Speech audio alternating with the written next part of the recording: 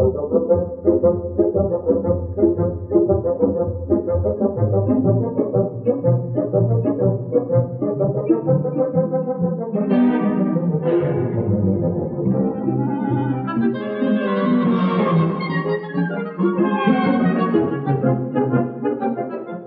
there, welcome to Hat of Many Things. After a bit of a hiatus, there's been some moving house, there's been some life events, but we are back with our guest, Kenny. How you doing, Kenny? I'm pretty good, other than the obvious of sweating like into oblivion and feeling like I'm going to turn into a puddle of mush on my like leather desk chair. I'm pretty good. Today's episode of Hat of Many Things is brought to you by oppressive heat. It is far too warm. And I just have to say, Mike, I'm ashamed that you missed the opportunity to introduce your co-host, Tom. Oh, no, I just hadn't done it yet because you were less important than Kenny. Wind your neck in, get off your high horse and shrink your ego, Thomas. Because before Tom comes Mike. And? Tom. Say it. Yeah, that's better. That is the biggest we've ever had, longest wait we've ever had. It's definitely not. It is definitely not. So, today we're going to be discussing a particular little favourite of mine. Kenny's here because, well, we share an interest in this, but Kenny's knowledge far surpasses mine.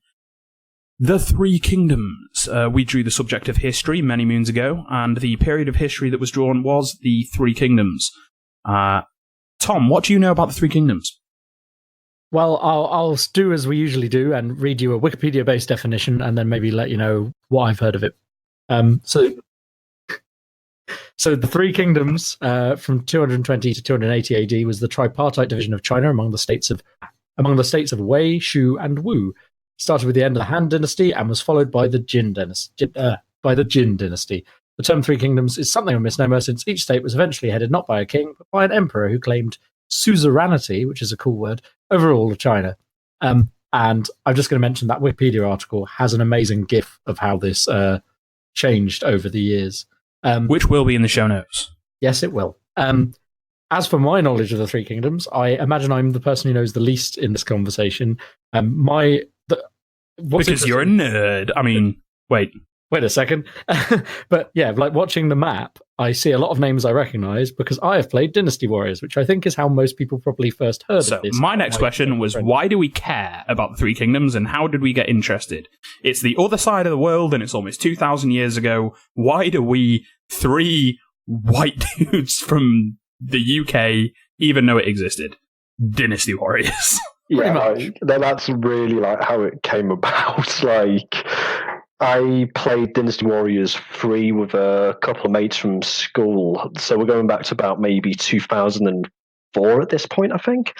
And did I start Dynasty Warriors earlier than you? Wow. Did you? Dynasty Warriors 2. Oof. And like, I was just like interested, like, and just like looking at what character art and stuff. But then I'd come to find that it was actually based on history, which blew my 14-year-old mind. Because despite the game telling us constantly that it was based on history, I'd kind of started with the Extreme Legends expansion for free. That is definitely not entirely based on history. Yeah, so like when it all clicked, like it just like I said, it blew my 14-year-old mind, and I just became practically obsessed with it. Like, and what does one do in Dynasty Warriors?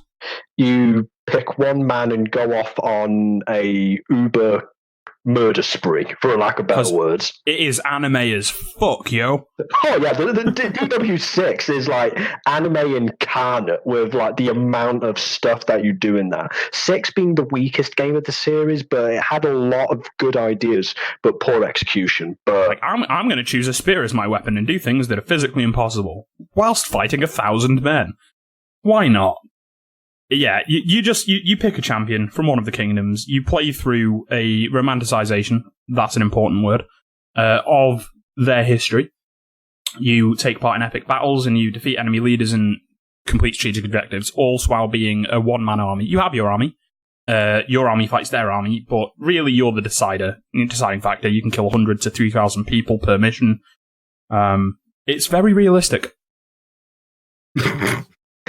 Yeah, like it's like an anime / kung fu movie brought into a video game, And what it did was it took historical figures and stylized them in such a way that all of them became interesting in their own way. They all had their own movesets, they all had their own personalities, and they all had their own cutscenes relating to events that either transpired or were written about. And it was just cool. Worth mentioning as well. There's the whole concept with the romance of the Three Kingdoms, came about through a lot of folklore and tales that were passed on over the years. It wasn't until maybe 1500 where it was actually written, more than 1,000 years after the fact. So it's got the same kind of similar to things like stories from the Bible and stuff, where it's a lot of the stuff was only written down a long time after, and we can't be 100% sure of the actual accuracy of the original texts. I don't think that's necessarily an apt comparison, because we can't be 100% sure that half the shit in the Bible was not entirely made up. Whereas there's a lot of good evidence that at least some of the battles or kingdoms, etc., in the Three Kingdoms existed. Yeah, because the best way to describe the romance is 7 parts fact, 3 parts fiction. And it's just more the fact that you have the records of the Three Kingdoms as written by Chen Shou, which provided the historical basis, but there's a lot of romanticizations and little odds and sods throughout folklore over the centuries that was passed down that eventually wound up becoming staples of the romance, but also bled its way into popular culture today. Yeah, so Chen Shou compiled the record, and he was a very early adopter of looking at things from multiple different sources in order to assess what you consider the most likely actual historical event. So he would read the records from various parts of China that may have had contradicting stories, and he would have looked for the similarities or the bits where there was evidence in order to try and construct as accurate a historical record as he could. Romance of the Three Kingdoms was a novel based on the record of the Three Kingdoms that incorporated a lot more of the folklore. So Romance of the Three Kingdoms could be maybe analogous to something like Robin Hood or King Arthur, where there's a lot of little stories that maybe got attributed to certain people or times in the period, some of which is corroborated historically, some of which is not. And is considered one of the 5 great works of Chinese literature. 4th, actually. Oh, are there only 4? Yeah, I believe, I can't What remember. The other 3? The Water Margin is one of them. Journey to the West. Yeah, I've heard of that. Romance of the Three Kingdoms. Is there a 4th or a 5th? No, the 4th one is very recent. I think it was written in the 1800s, I think. It's very recent when compared to Journey to the West, Water Margin, and Three Kingdoms. Though, just to go back to the records for a brief moment as well, this was written around the tail end of the Three Kingdoms period. So if I'm going to guesstimate, that's a word now. So if I'm going to guesstimate that, we're going to be talking around anything between the fall of Wei in 265 to the end of Wu in 280, or maybe even a bit beyond that, because the records takes comprehensive and very detailed accounts of various personalities and generals of that period, ranging from the kings themselves to various generals of that period as well. So, I mean, before you get on to the Three Kingdoms itself, I guess you have to talk about the setting. Because the Three Kingdoms is an epic story lasting 100-odd years, but every story needs its backdrop. So how was Chinese politics structured pre-Three Kingdoms? There was an emperor. Yeah, at the time of the romance, the start of the romance, I'm going to put it to about the mid-160s. And at this point, the emperor is all but a puppet in this aspect. Eunuchs have essentially taken control and they're more influential. Like, they're holding the cards, essentially. Like, the Emperor can, like, say and do X, Y, and Z, but on the flip side of that, the eunuchs held the real power, which came to an end in the late 180s, which will be a discussion point during. Now, sure, a lot of people listening know what a eunuch is, but for those who don't know, castrated, depending which culture you're in, could be chemical, could be physical. Now, the reason that the eunuchs existed, correct me if I'm wrong here, Kenny, was primarily to look after the children of the imperial family and or the wives or harems of the imperial family. I believe that would be correct. I think the general idea is that a eunuch isn't going to smash your wife. No. So, probably a good example of popular culture would be Varys. So, or any of the Unsullied. Yeah. So, going back to the backdrop of this, so the Han government is slowly going to hell in a handbasket, if it already isn't. And by the early 180s, it's hit a tipping point. Things are about to change. And generally speaking, the people put the Three Kingdoms period to 220 to 280 AD, but it's quite interesting that the real meat of it comes between 184 and 220, because it's how everything comes about that shapes it. Like, all the events between the Yellow Turban Rebellion and the eventual formation of the Three Kingdoms themselves is the real meat of it. This is where all the stories, all the battles, like, it's where everything happens. So we're going to go to 184 at this point. Yeah, it's how an empire becomes three kingdoms. That's the story, isn't it? It's how one whole is divided and how three men in particular carve out their sections of it. So, just before you go into that, I'm just interested in this. So you're saying the Han is trying to, like, starting to fall apart, but so what kind of the Han Dynasty, and before it there was the, I'm going to get the pronunciation wrong, but the Qin Dynasty, I think. Yes. Yeah, Qin. I don't know much about Qin, except that there's a really interesting role-playing system called Qin. Well, that's more towards, because you had the early Han Dynasty and the later Han, the later being the subject of the early discussion of the Three Kingdoms. And the later Han came after the Qin Dynasty fell.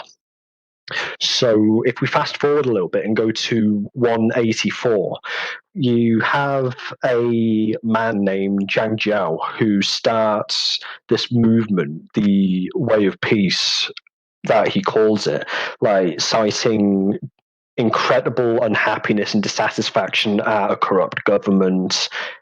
Things have to change. And he essentially instigates a nationwide rebellion with his two brothers and the general public, who's just has had enough of it as they have. So by 184, the entire country is up in arms over everything, and the Han rightfully is bricking itself. It's like, well, shit, we have a Yellow Turban Rebellion.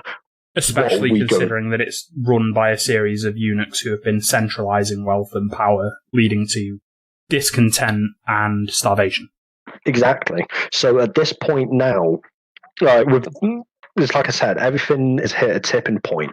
So by 184, the Yellow Turban Rebellion is kicked off. The Han is rightfully crapping itself.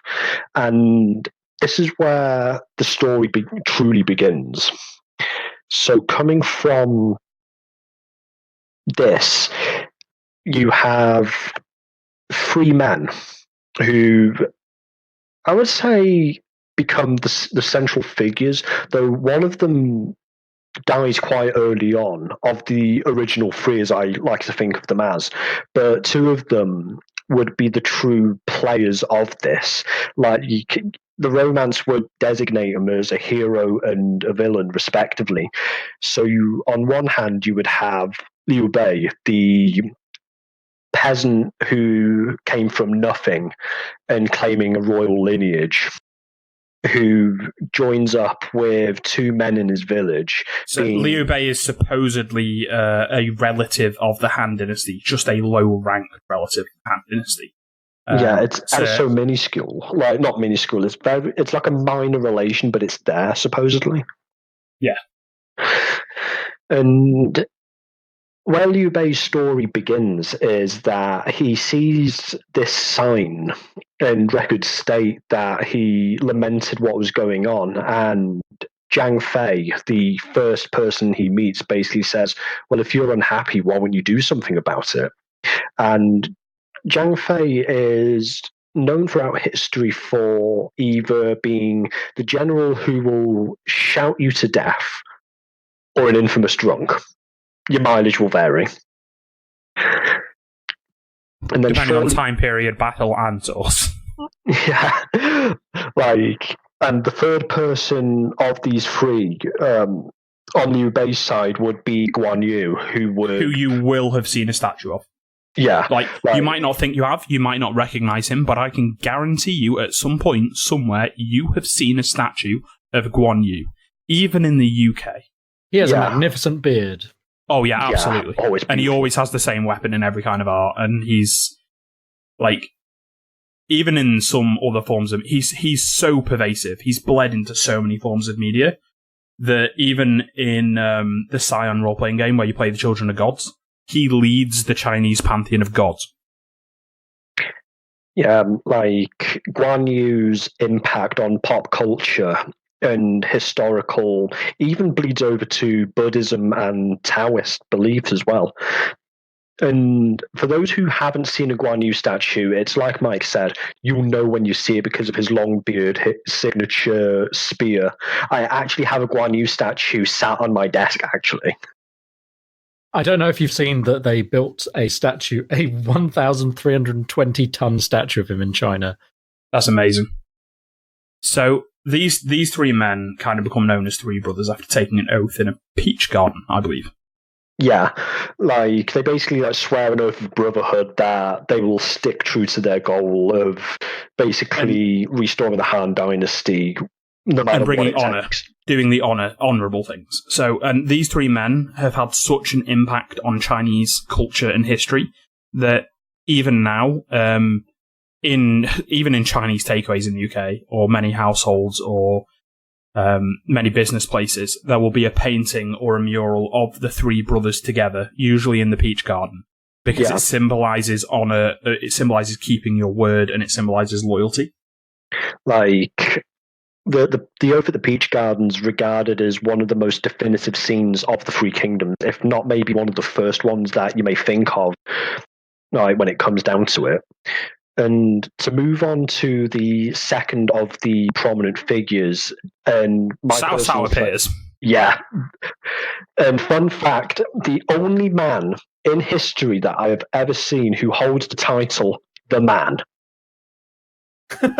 That's amazing. I shit you not. And it's also interesting to dichotomize the romance versus the records regarding Cao Cao, because in the romance, he is very clearly a villain. And in the records, he was known in some places and times as the hero of chaos. Now, where that reputation started, who knows, could have started with him, but it definitely existed. I believe it was Zhu Shou who remarked, saying to him, in times of peace, you're a capable leader, but in war, you're unequal. Which led to the Hero of Chaos moniker. And as Mike said, Cao Cao's reputation between the romance and the chronicles are a completely different. And it's a point of not contention from me, but it's more Mike knows how much it winds me up, basically. Yeah, Kenny loves Cao Cao.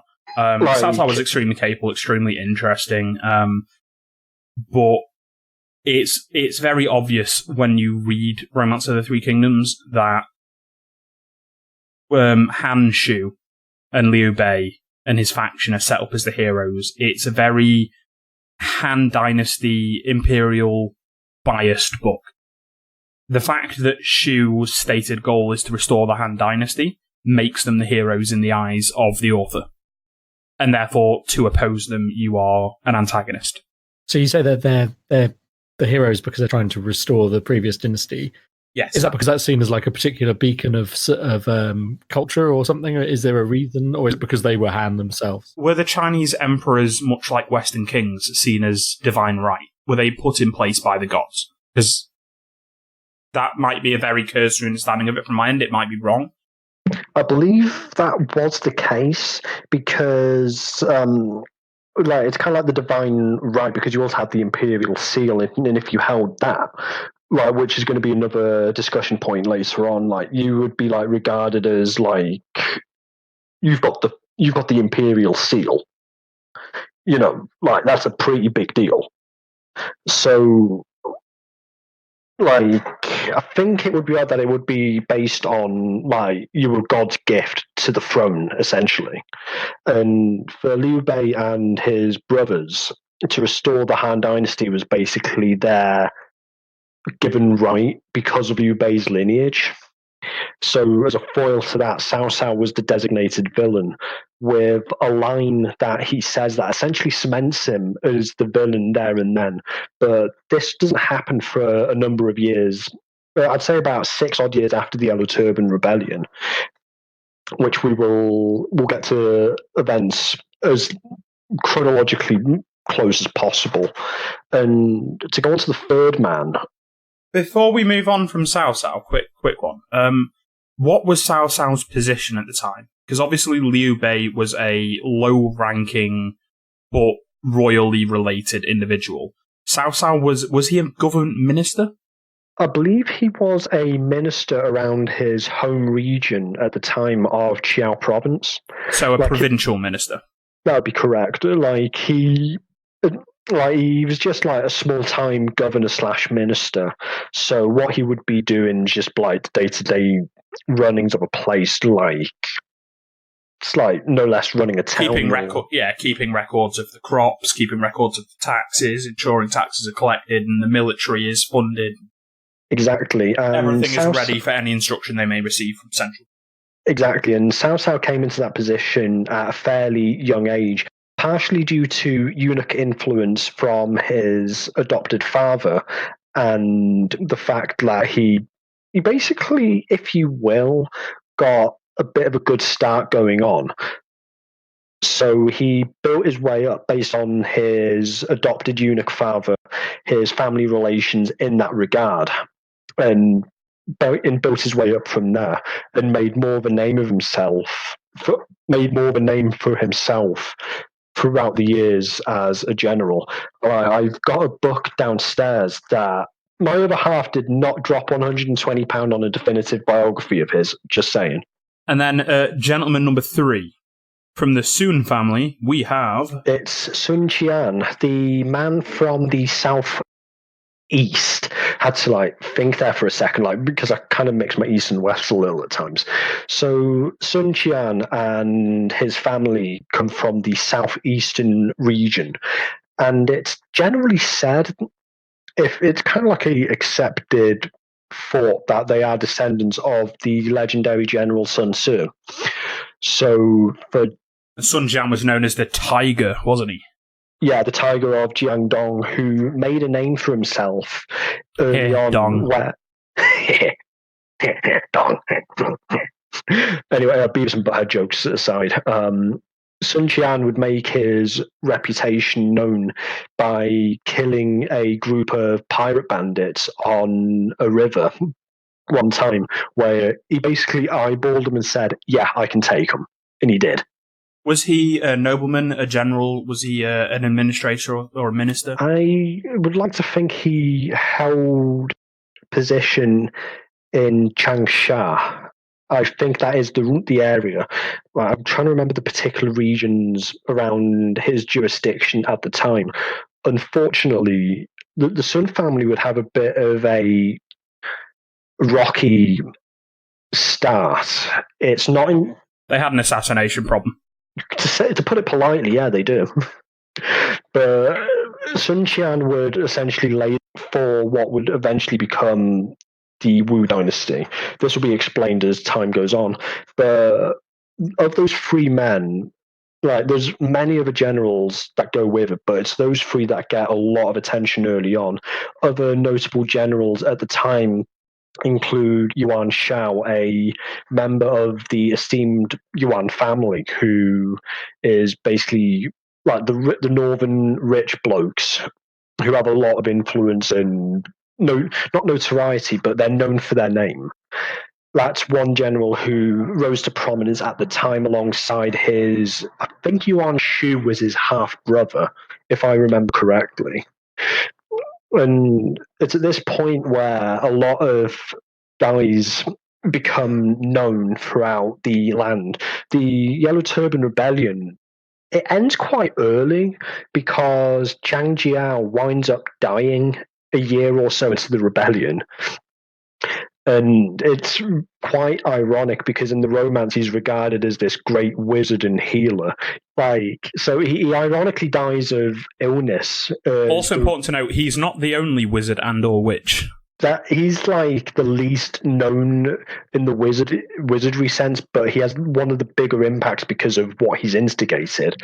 So the three Zhang brothers, oh god, I can't remember the third one, but you had Zhang Bao, Zhang Jiang. If I can remember the third one, I'll get back to you on that.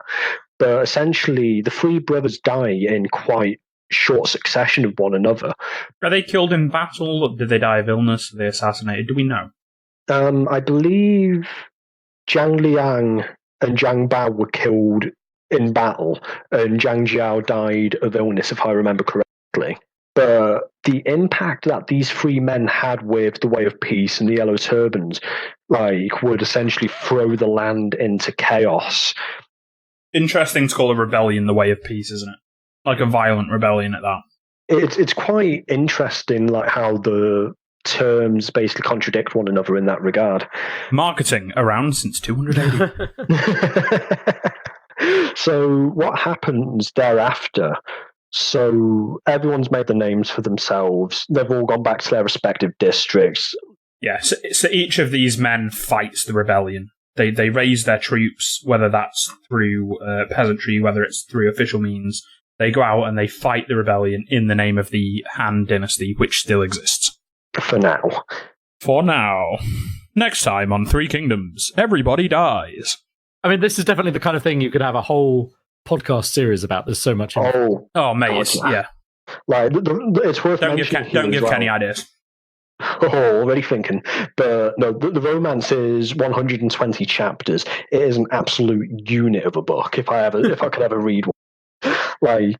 So they've all taken part in various skirmishes and battles, taken down generals and members of the Yellow Turbans. So the rebellion has kind of died down, but there's still various pockets of the Yellow Turbans around the country. It's not as virulent, if that's the right way to describe it. It's not as bad as it was, but there's still pockets scattered around central China, around the capital regions of Luoyang and Xuchang. It's generally around that central to northern central area, and to an extent the northeast. There's still rebellion, but it's not as bad. So everyone has taken part. They've all been granted rank, office, all that usual jazz. But you can say that the peace doesn't really last for long, because this is where Tong Zhuo comes into play. He's the fourth person, and I note he's described as the tyrant in some ways, and also notable, and again, for his beard and also his belly. Big dong. Yeah. Oh, yeah. Big dong. Big Dong and the Eunuchs. Sounds like a really weird band. Yeah, so how Tong Zhuo would come into power would be that around 187, 188, Cao Cao and Yuan Shao essentially took up arms themselves and killed off the eunuchs. Yeah, they kind of were like, you know what, we've had enough of this shit. You guys are controlling... Because the Emperor was a child at this point, wasn't he? It's not yet. No, it's around 189, 190 when Emperor Shan, as a child, would take the throne. So before then, the eunuchs would be killed by Yuan Shao and Cao Cao, as Mike said, like, we've had enough of your shit, we're going to murder you all. And they do just that. You are ruining the country, you are the reason the rebellion happened, you have undue influence over the imperial family. Exactly. And at this time as well, General Ho Chin, the leader of the Han forces during the Yellow Turban Rebellion, is also murdered by the eunuchs. Like, all this is going on. So by the time I think it was 10 eunuchs, I believe it was, it's around 189, and the eunuch power base is all but gone now that they're all dead.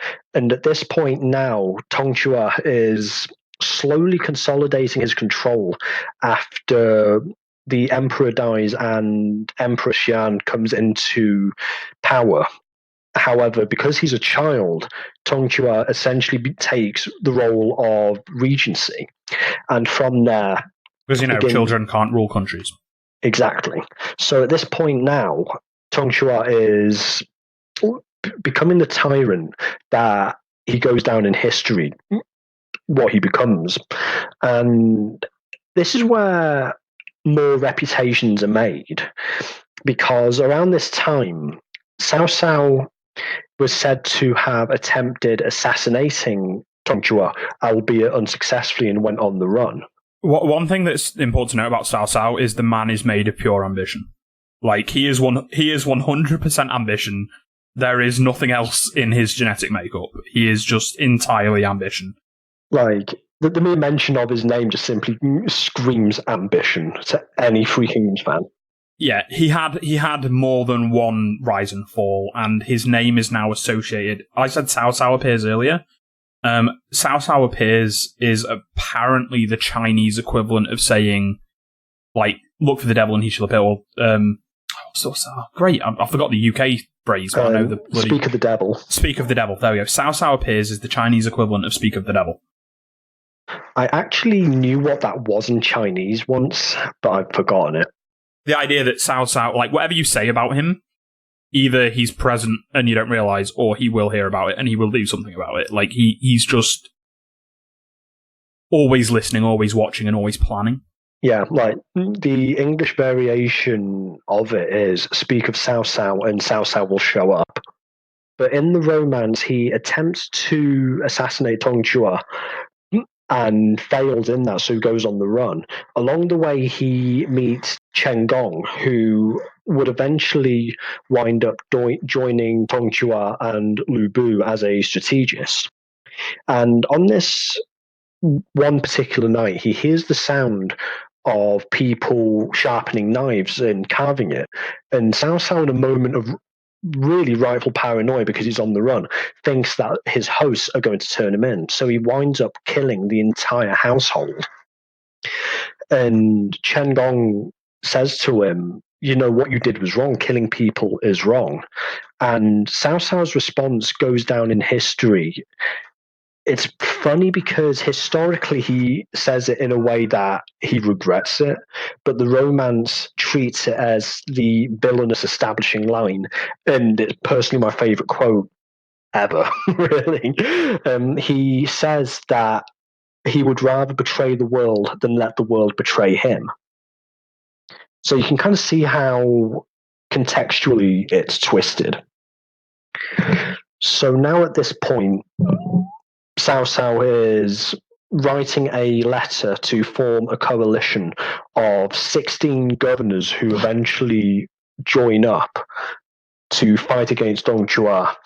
Is this the army led by Yuan Shao? Yes. Cao Cao started the coalition by way of petition, but Yuan Shao was elected as leader. And this is where familiar faces pop up once again. Liu Bei and the three brothers, Sun Qian and his son Sun Ce. So familiar faces are cropping up all over the place. And this is where the campaign begins and where the rise of a prominent general comes into play. Now, we've all played Dynasty Warriors, and we all know the infamous phrase, do not pursue Lu Bu, correct? Yeah, boy. Lu Bu with his signature massive double-sided halberd. Yeah, like, it's as tall as he is, complete with the famous horse the red hair, which is basically like the red rum of like horses back in the day. So Lu Bu's background is he was a minister, not a minister, he was a general under Ding Yuan, who would eventually be killed by Lu Bu himself because he was bribed by Li Ru, a strategist of Tongchua's faction. So a little bit of bribery and a horse goes a long way in China, so to speak. Oh yeah, it's amazing what a shit ton of money and the fastest horse in the land's going to do for you. Also, important to note as well, like, this guy's reputation, he was known as the Flying General. So, between him and his mighty steed, which is supposed to surpass all of the steeds, it is kind of like he was just expected to be everywhere on a battlefield, and if you saw him, don't fight him. Like, he was rumoured to be, like, 6.5 foot back in the 2nd century. The stories about this guy are ridiculous. They completely defy belief. Exactly. Like, Lu Bu is regarded as one of the most prominent and powerful fighters of that period, which is very strange because, in hindsight, his military career from his... He just lost every battle, didn't he? Yeah, but this is where it gets even more crazy. For his might, prowess, and reputation, his military career lasted the best part of 8 years. Like, from his prominence at the anti-Dongzhou campaign to his execution at Xiapi 8 years later. It's remarkable for what it's worth. So at this point, the coalition is marching, and Dongzhou has caught wind of this for obvious reasons, and the two armies meet. Lu Bu makes his presence known, and eventually they push. They didn't push him. Dongzhou basically razes the capital city, takes the emperor, and runs off with him in tow. So by the time the coalition get to Luoyang, the city's basically ashes, and this is where things start taking a turning point, because eventually the coalition disbands, but not before Sun Qian comes across the imperial seal, which was supposedly found in a well in the remains of the city. This causes a point of contention between Sun Qian and Yuan Shao, with the latter accusing the former of having the imperial seal. And it's like, yeah, mate, you're not faking your illness so you can like get off. You got the imperial seal. You ain't bullshitting me. So bit of bickering goes on. But just before we move on a bit as well, in the romance, this is where the three brothers also establish themselves as well.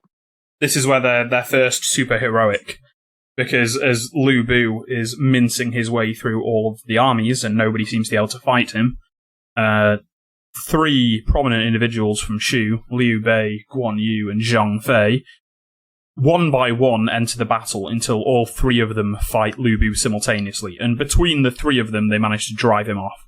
It's cool. The way he's depicted is so mighty that it literally takes the three main protagonists of the romanticization working together to be an equal match in combat. And it's worth mentioning as well, this is where the first discrepancy, so to speak, happens. In one particular skirmish, a general named Hua Xiong, who was on Tongzhua's side, is killed historically by Sun Qian. However, Guan Yu in the romance lays stake to killing him by boiling a pot of wine and saying, if I've not come back with Hua Xiong's head, by the time that wine is cooled, you may as well kill me. So he goes out with this badass boast, returns a short time later with Hua Xiong's head, and surprise to nobody, the wine is still hot. Except he didn't do that. Sun Jian killed him. Go Tigers! Like, the amount of stuff attributed to Liu Bei, Guan Yu, Zhang Fei in the Kingdom of Shu is fucking ridiculous. Like, it's full on King Arthur. Oh, yeah. So, to go back to where we are now, the coalition's basically disbanded. Everyone's gone off their wayward paths back to where they are.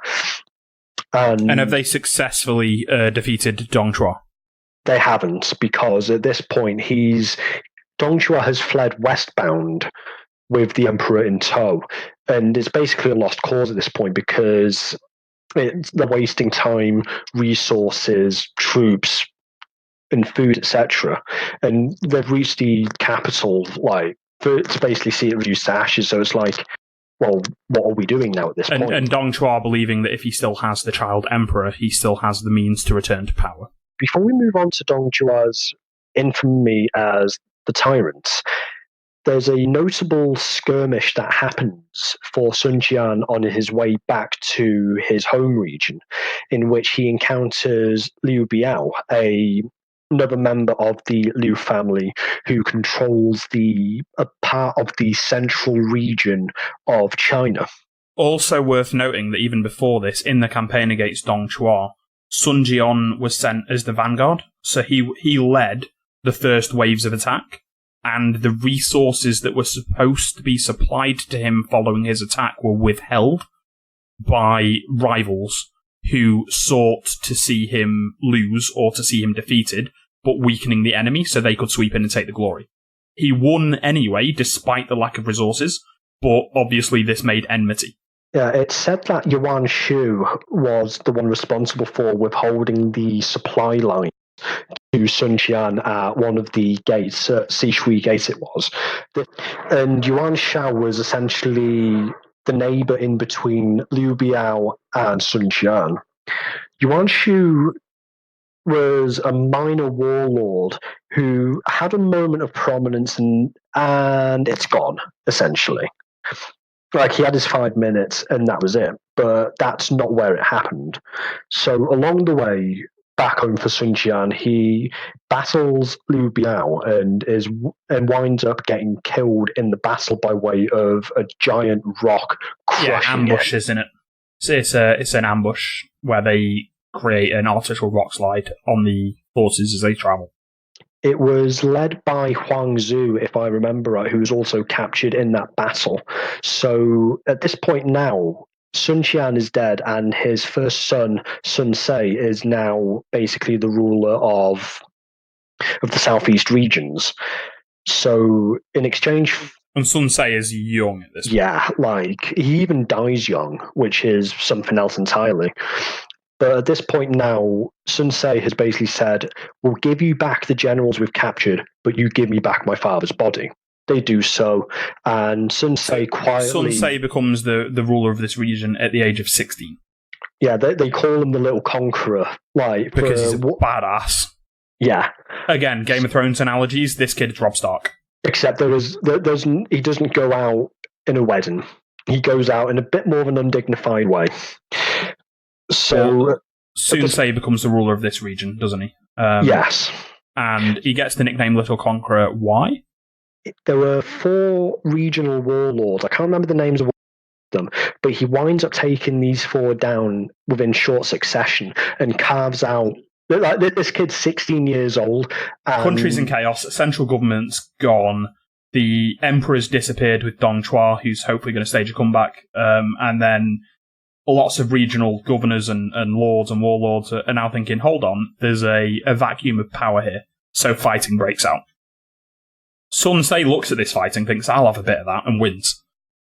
Yeah, he has his late father's advisors and generals at his side, a childhood friend. This is almost the telling of a fairy tale story, but it tragically ends at 200 AD, which we will get into in due time. Don't half his generals basically come from the fact that he beats people up until they bend the knee? That was the case for Taishi Ci, actually. Yeah, and who was the pirate guy? That was Gan Ning, a member of... He was kind of like a pirate merc for Liu Biao's forces, if I remember correctly. Clearly, pirates are a problem in southeast China at this point. His dad dealt with them, now he's dealing with them. Gan Ning wasn't the only pirate, though, was he? There was the guy in the games that was stylized as having a katana. Zhou Tai. Possibly. Yes, he was Sun Quan's bodyguard, for lack of better words, right. And a badass in his own right. But while all this is going on, you have Sun Ce carving his name and reputation in the Jiangdong areas, taking down warlords and consolidating his base. You have Cao Cao consolidating. Liu Bei is wandering all over the place, bouncing from region to region. Because he's essentially a homeless noble at this point. He's like, I'm a nobleman, I'm related to the emperor. And everyone's like, then why don't you have any land? And he's like, help me. Yeah. Like, he winds up getting a piece of territory in the end from Tao Qian, who basically dies, but before he does, he's like, yeah, my sons are incompetent, you take it. But this is not until about 195 when this happens. So before then, he's basically just going around doing his own thing, bouncing from place to place. In between this, Yuan Shao will defeat Gongsun San, a regional warlord in the northeast. So Yuan Shao is making more of a base for himself in that region. Cao Cao's doing his thing. He's basically subduing yellow turbans, but recruiting them in a way it's like, well, where else are you going to go? And Dongjua in the north, not the strict northwest, but around the central western area, is basically murder, arson, and jaywalking, for lack of better words, with his reputation as a tyrant. But his fall comes by way of what infamous plot is it's essentially a love triangle where, no, I think I've mixed my names up going back to earlier. It's Dao Chan, isn't it? Yes. Who technically never existed in historical records. So this is not historical, this is entirely from Romance of the Three Kingdoms, but Dao Chan is effectively a courtesan spy for other lords. She's sent in, she's there to make Dong Chua and Lu Bu, his adopted son and mightiest general, both fall in love with her so she can pit them against each other. And it works like a fucking charm, to a point where Dongjua essentially gets seizured by Lu Bu and assassinated by his own adopted son. Important to note again, that is the second adopted father this man has killed. Yeah. Like, there's a bit of a recurring thing here of do not trust Lu Bu. So at this point now, Dongjua is dead. The child emperor is basically crapping his nappy, for a lack of better words. Like, so the land at this point is plunged into further chaos. And this is where Cao Cao comes into play, recognizing that Dongjua's forces is now splintered all over the place, and comes in and swoops in, grabs the emperor, takes down the remnant forces of Dongjua. Lu Bu is now as homeless as Liu Bei is, so he's wandering around himself. And Cao Cao sets himself up in the position Dong Chua was previously in. He has a child emperor, he has an imperial seal, and he's very much there to say, oh no, I'm not making the decisions, I'm not in power, I'm just here to look after the poor boy. He's the emperor when Cao Cao's the one making all the decisions. And it's worth mentioning, if I recall correctly, Cao Cao was never interested in taking the throne. This will be another point raised later on when the Three Kingdoms truly come into play. So at this point now, we are now around 195 or so, and everyone and their mothers are fighting. Like, it's ridiculous. So to go back to Sun Ce, he would wind up giving Yuan Shao's half-brother, the imperial seal in exchange for, I think it was believed to be around 250,000 soldiers, in which he basically cleans house in the Jiangdong region. He basically makes himself a whole kingdom. He's saying, we've got the seal from the war, even if Cao Cao has the emperor's son, which means that technically we have the official power, he just has the lineage. So I will trade this seal to someone with more ambition than myself in exchange for soldiery, and then I will use those soldiery to consolidate my own power.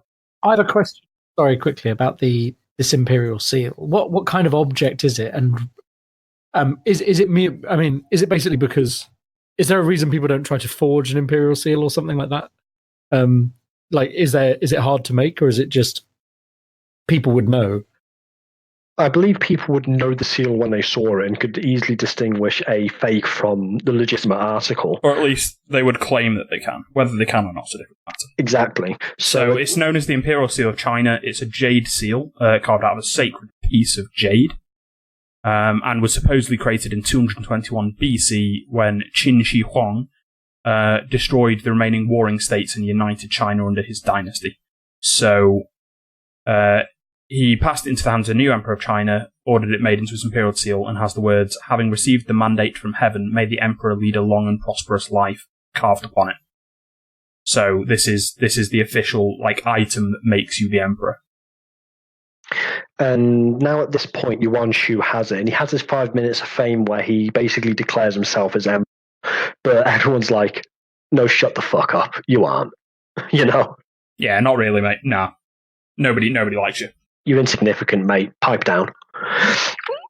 So we're in 196, and Cao Cao, and it's a bit of an even affair, actually, but this is where a pivotal part happens, because Lu Bu, in his homeless glory, goes to Liu Bei, who now he's basically inherited the region where Tao Qian lived, and so he has a small region that is his. Yeah, he's got a little area to himself, and he basically takes in Lu Bu.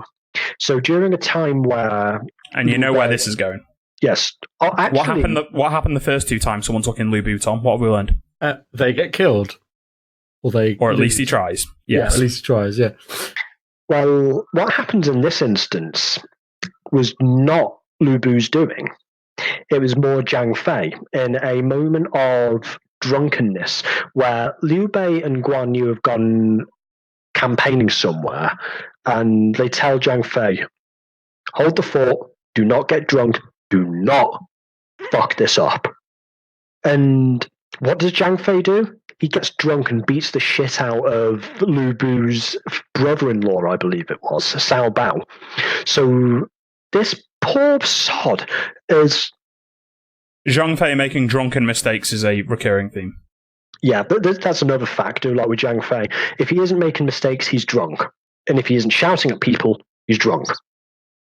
So he winds up beating down Cao Bao because, they told you not to drink. Like, you should, you need to, protect this place. And he's like, and he beats him. Lu Bu catches wind of this, and the big man comes in, and he is rightfully upset about what has happened.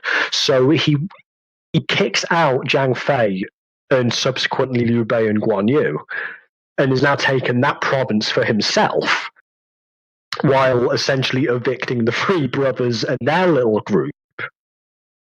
And Liu Bei is now running to Cao Cao, saying, "Yeah, stuff's happened. Can you take us in?"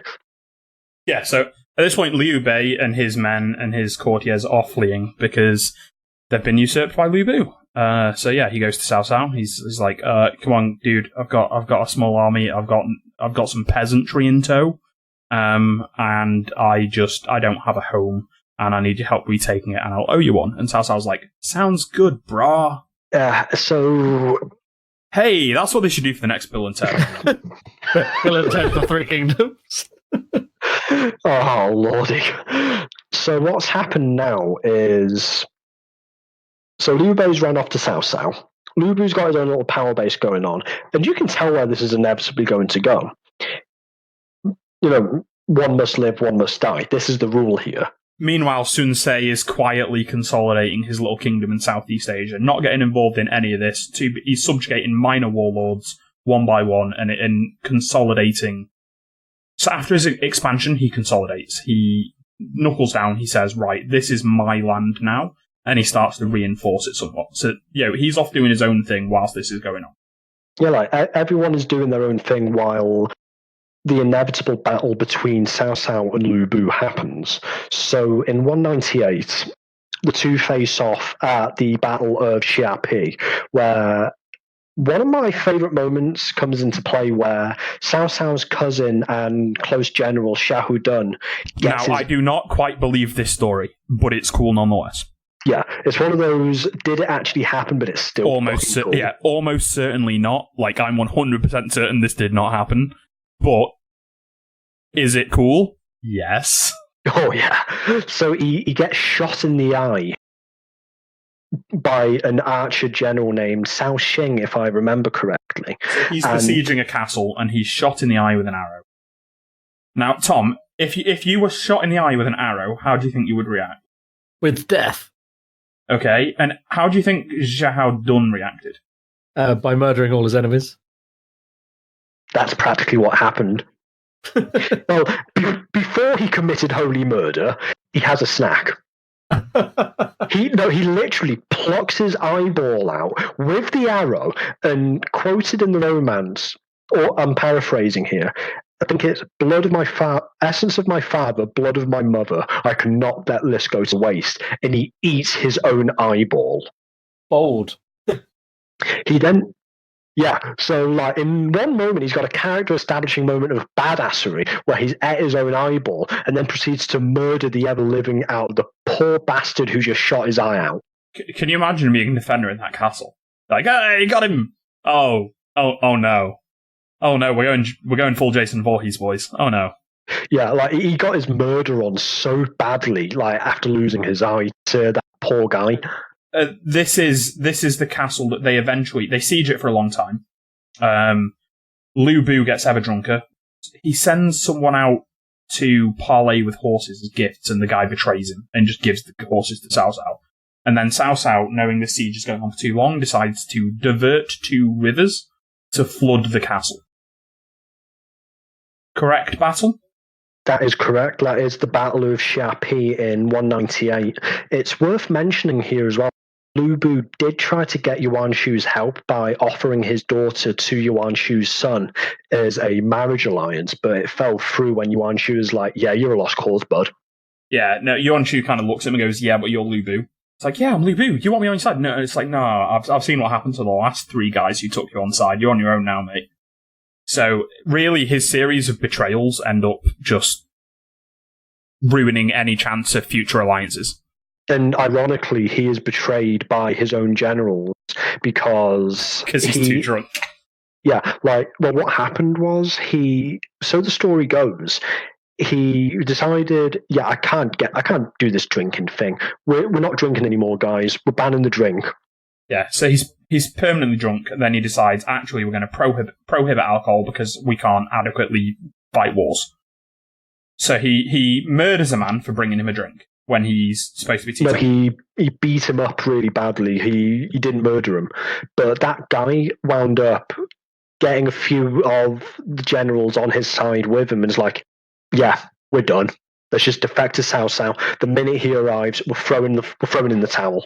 So after a month of living in a flooded castle, they just give him over. Yeah, and Lu Bu unceremoniously meets his end by execution by way of, I think he was hung and cut up. I wouldn't say hung, drawn, and quartered, but we're going to essentially call it that.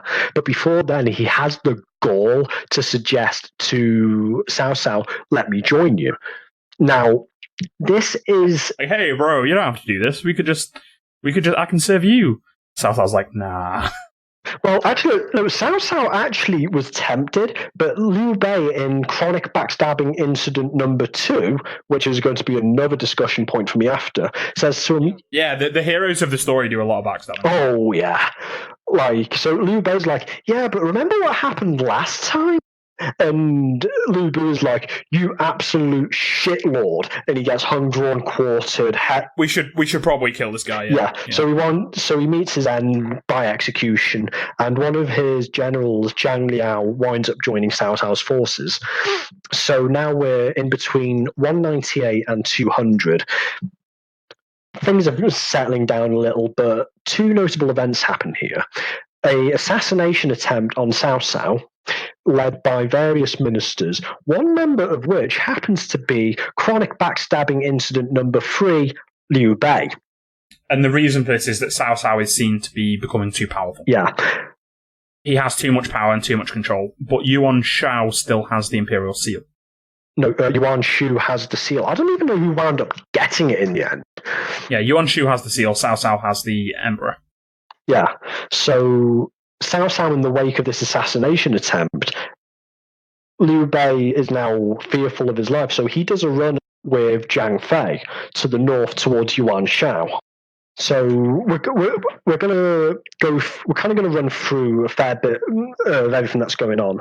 So after the assassination attempt, Liu Bei and Zhang Fei, with family, etc., run to Yuan Shao, who's like, "Yeah, shit's kind of gone south. Can you take us in?" Okay, but the notable thing that happens here is that Guan Yu stays. He has actually, I got a bit wrong here. Liu Bei's wives are with Guan Yu, but Guan Yu temporarily serves under Cao Cao under the condition that, yeah, I'll work for you, but if and when I find out where Liu Bei is, I immediately rejoin him. And Cao Cao is actually cool with this. Cao Cao and his generals look at Guan Yu and they say, "You are a scholar, a warrior, you're an honourable man. I believe that at this point some people think Liu Bei might be dead, and they say they try to convince him to join Cao Cao's cause. Guan Yu says, I will serve until Liu Bei is found, at which point, as he's my sworn brother and lord, I must return to him, and I will join you on the condition that you agree to release me if and when he is found." And that's literally how it went down. Like, Cao Cao tried to get Guan Yu under him, like he gave him red hair after his previous owner basically copped it. So now Guan Yu has red hair, he has office. Well, Cao Cao's given him the world on a platter, essentially, but he knows that if Liu Bei is found, he will go. But he's completely fine with this. So now this is providing the backdrop towards 200 AD, where people are now starting to clock on that there's going to be an inevitable showdown between Yuan Shao's army to the north and Cao Cao below him, territorially speaking. Because meanwhile, Sun Ce just doing his own thing. Unfortunately, not for much longer. His own thing being dying, by the sounds of it. Well, by 200 AD, Sun Ce has made his power base known. And if memory recalls, he was actually going to invade Cao Cao while the latter was battling Yuan Shao. This was actually a possibility that the Sun family could have invaded the capital, which has since shifted to Xuchang, and take the emperor. So that never happened. And I can't remember why, but ultimately it would have been for nothing because Sun Ce would wind up meeting his end shortly around 200 AD. So you've got three major warlords at this point, is that correct? You have Yuan Shu, you have Cao Cao, and you have Sun Ce. Yeah. Yuan Shao and Cao Cao, or Yuan Shu and Cao Cao, have a long history and a lot of enmity. A history serving together, history not getting along as well. And there's an inevitable conflict brewing there. Meanwhile, there is a gentleman to the southeast with an army big enough and land big enough that whilst the other two are fighting, he could just walk into the capital and declare himself the emperor. But it never happened. Because what would happen? Remnants of Shu Gong, one of the four regional warlords who Sun Ce would wind up ambushing him and gravely hurting him to a point where he would inevitably die from his injuries, etc. The romance would state that he was haunted by a sorcerer to death, basically. He was haunted to death, for lack of better words. So the Sun family have now piped down because of Sun Ce's death at 25 and is now in the hands of his younger brother, Sun Quan, who becomes the very prominent figure down the line.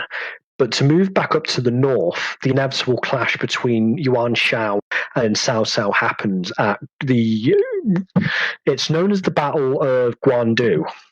And Cao Cao would win this by way of the fact of Yuan Shao's famous indecision would cost him, so he would wind up losing an advisor who defected to Cao Cao, who suggested to him, there's a granary storehouse, burn it. That's their central depot. Take it down. Also, at this point, Yuan Shu, one of the two main figures in this war, has declared himself emperor because he claims he has the seal.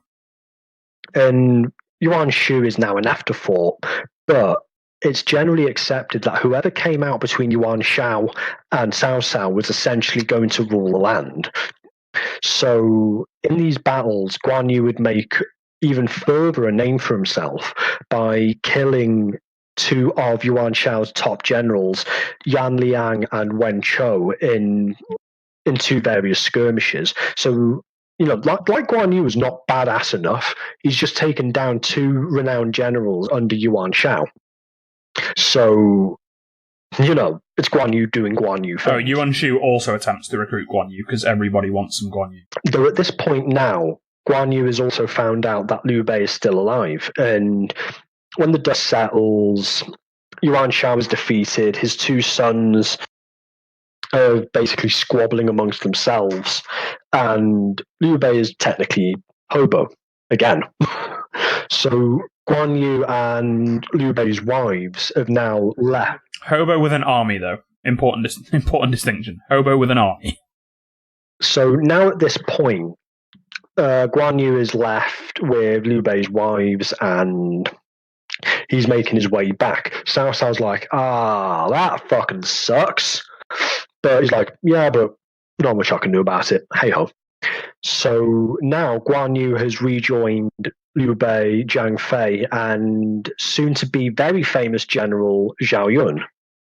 So now the state of play at this point is things have kind of settled down a little more. The Yuan brothers, Yuan Tan and Yuan Shi, I believe. I can't remember the name of the second son, but they're basically squabbling amongst themselves, and Cao Cao basically finishes them off. So by 205 AD, the Yuan family's basically gone. Right, the prestigious family, dead.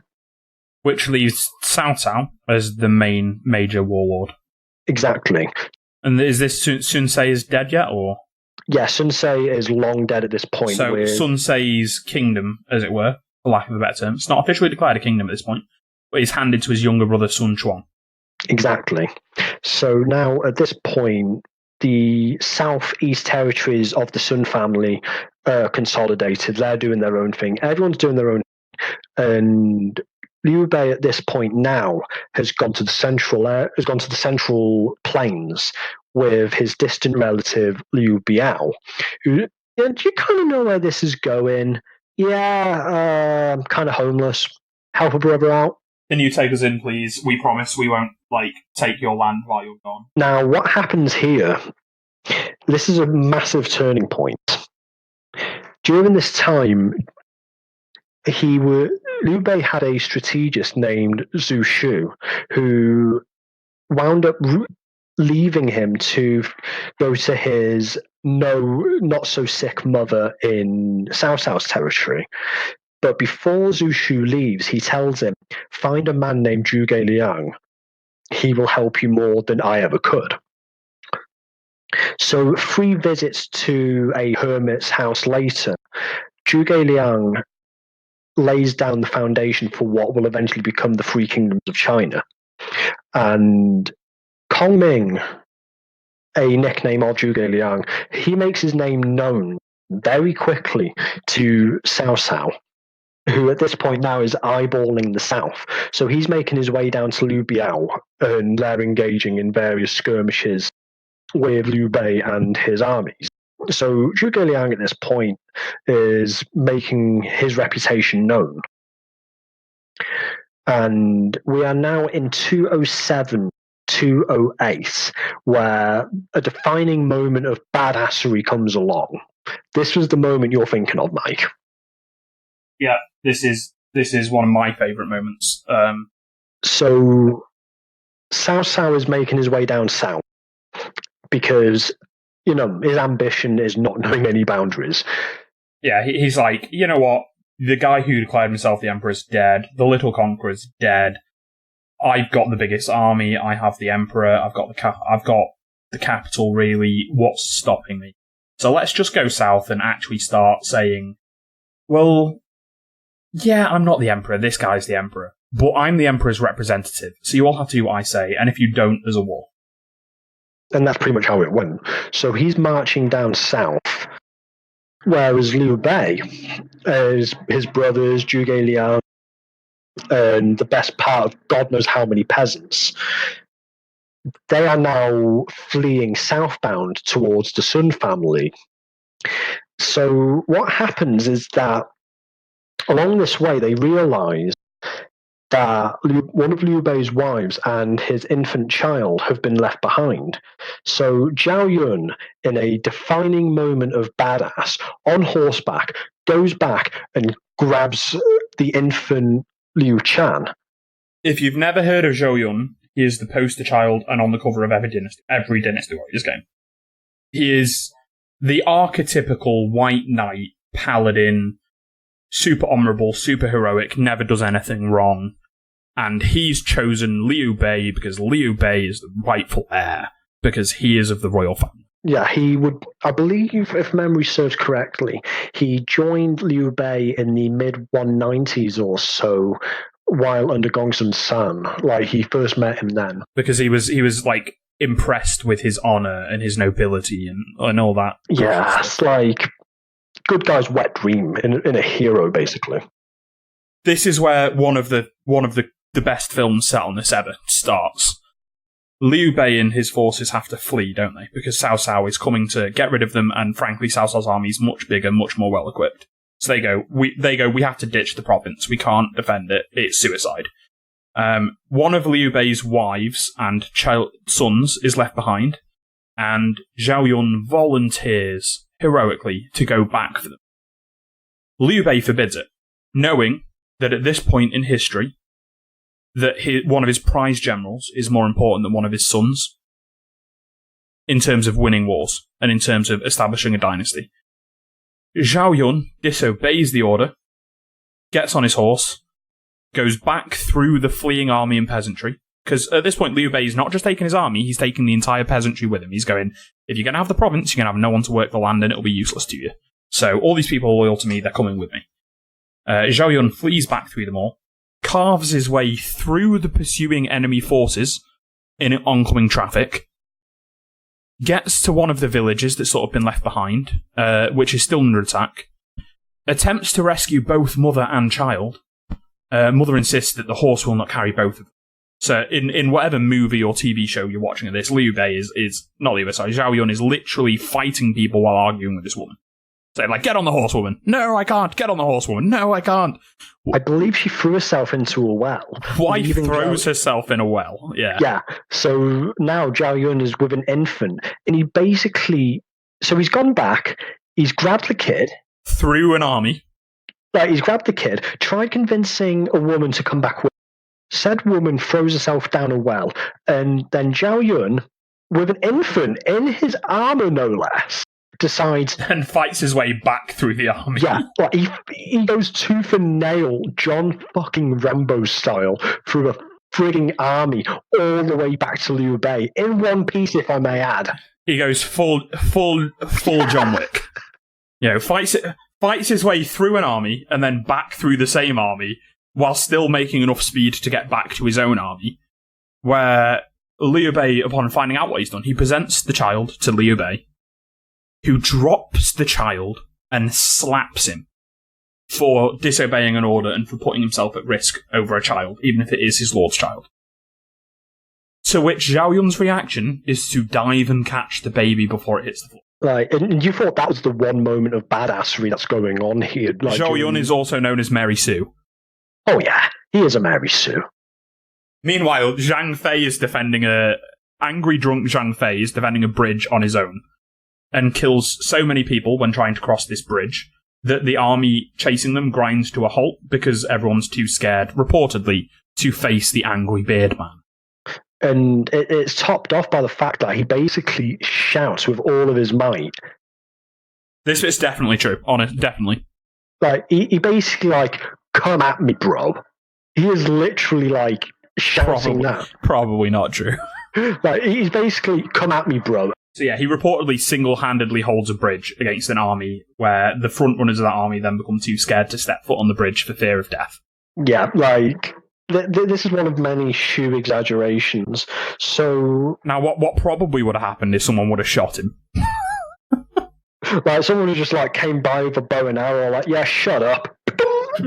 By he defended the bridge single-handedly, what they probably mean is he was the general in charge of the unit defending the bridge. That seems much more likely.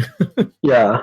So Zhao Yun and Zhang Fei go down in legend, like for this one battle alone. And Liu Bei flees, and he flees. Is it towards the east? No, he goes towards Sun Quan. Yeah, which is east of him at this point. Yeah, so now he's in the southeast, and he's basically trying to broker an alliance between his army.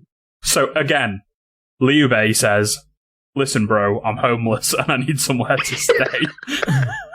But this time it's more, I'm homeless, I need a place to stay, and there is an angry owl chasing my ass. And the most powerful man in China is trying to kill me, so can I stay here, please? And I totally did not try to kill him maybe 7 years ago. However, he does have something to negotiate with her, which is he also has an army, and he posits that only by working together can Sun Quan's army and Liu Bei's army hope to stand against Cao Cao's army. And that this is where an alliance is made. Initially, the Sun army were against joining up, but it's more like, yeah, we've got Cao Cao coming down and ready to take like what is our ancestral land. We are not having this. And Sun Quan's like, you know what, guys? You're right. Let's do this. So it culminates in quite possibly one of the most famous naval battles in all of history. Although we are skipping an important step in the romance. Kongming. Oh, Zhuge Liang in a moment of Kongmingness. Really? So there's a figure known as Zhuge Liang or Kongming, depending on which source you read, who is widely believed to have been a wizard of some sort. He's a painter and a strategist, and there's a nice story about Liu Bei asking him to become his advisor, and he has to visit 3 times and beg 3 times before he acquiesces. To put this into context, Liu Bei, Kongming invented landmines and repeating crossbows. And wheelbarrows as well. This guy was very clever. Yeah. So this guy invented these things in 2nd to 3rd century China. You can see why people thought he was a wizard if he was inventing landmines. And it's worth mentioning that I did mention 3 visits as well. So at this point, he joins up. Well, he doesn't exactly join up, but he works on a plan with the Sun family strategist Zhou Yu. The 2 families themselves are not necessarily getting along. This alliance is not necessarily in everyone's favour and everyone's enthusiastic about it.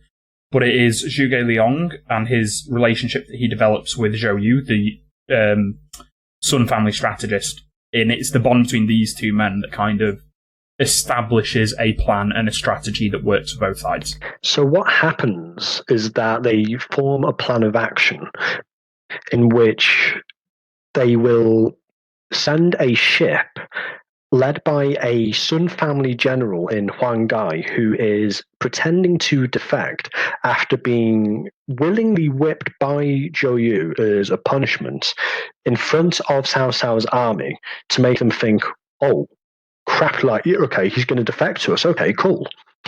In between this, a strategist by the name of Pang Tong would suggest to Cao Cao to chain his ships together to ease seasickness.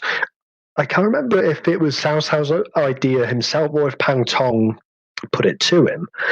But may I jump in here, because this is one of the few bits I actually know a bit about, and I'm sure I'll miss some of the detail, and you can add it in. But this is famous to me, not just from Dynasty Warriors, but there's also a very good movie called Red Cliff. Oh, it's so good. It's 2 movies.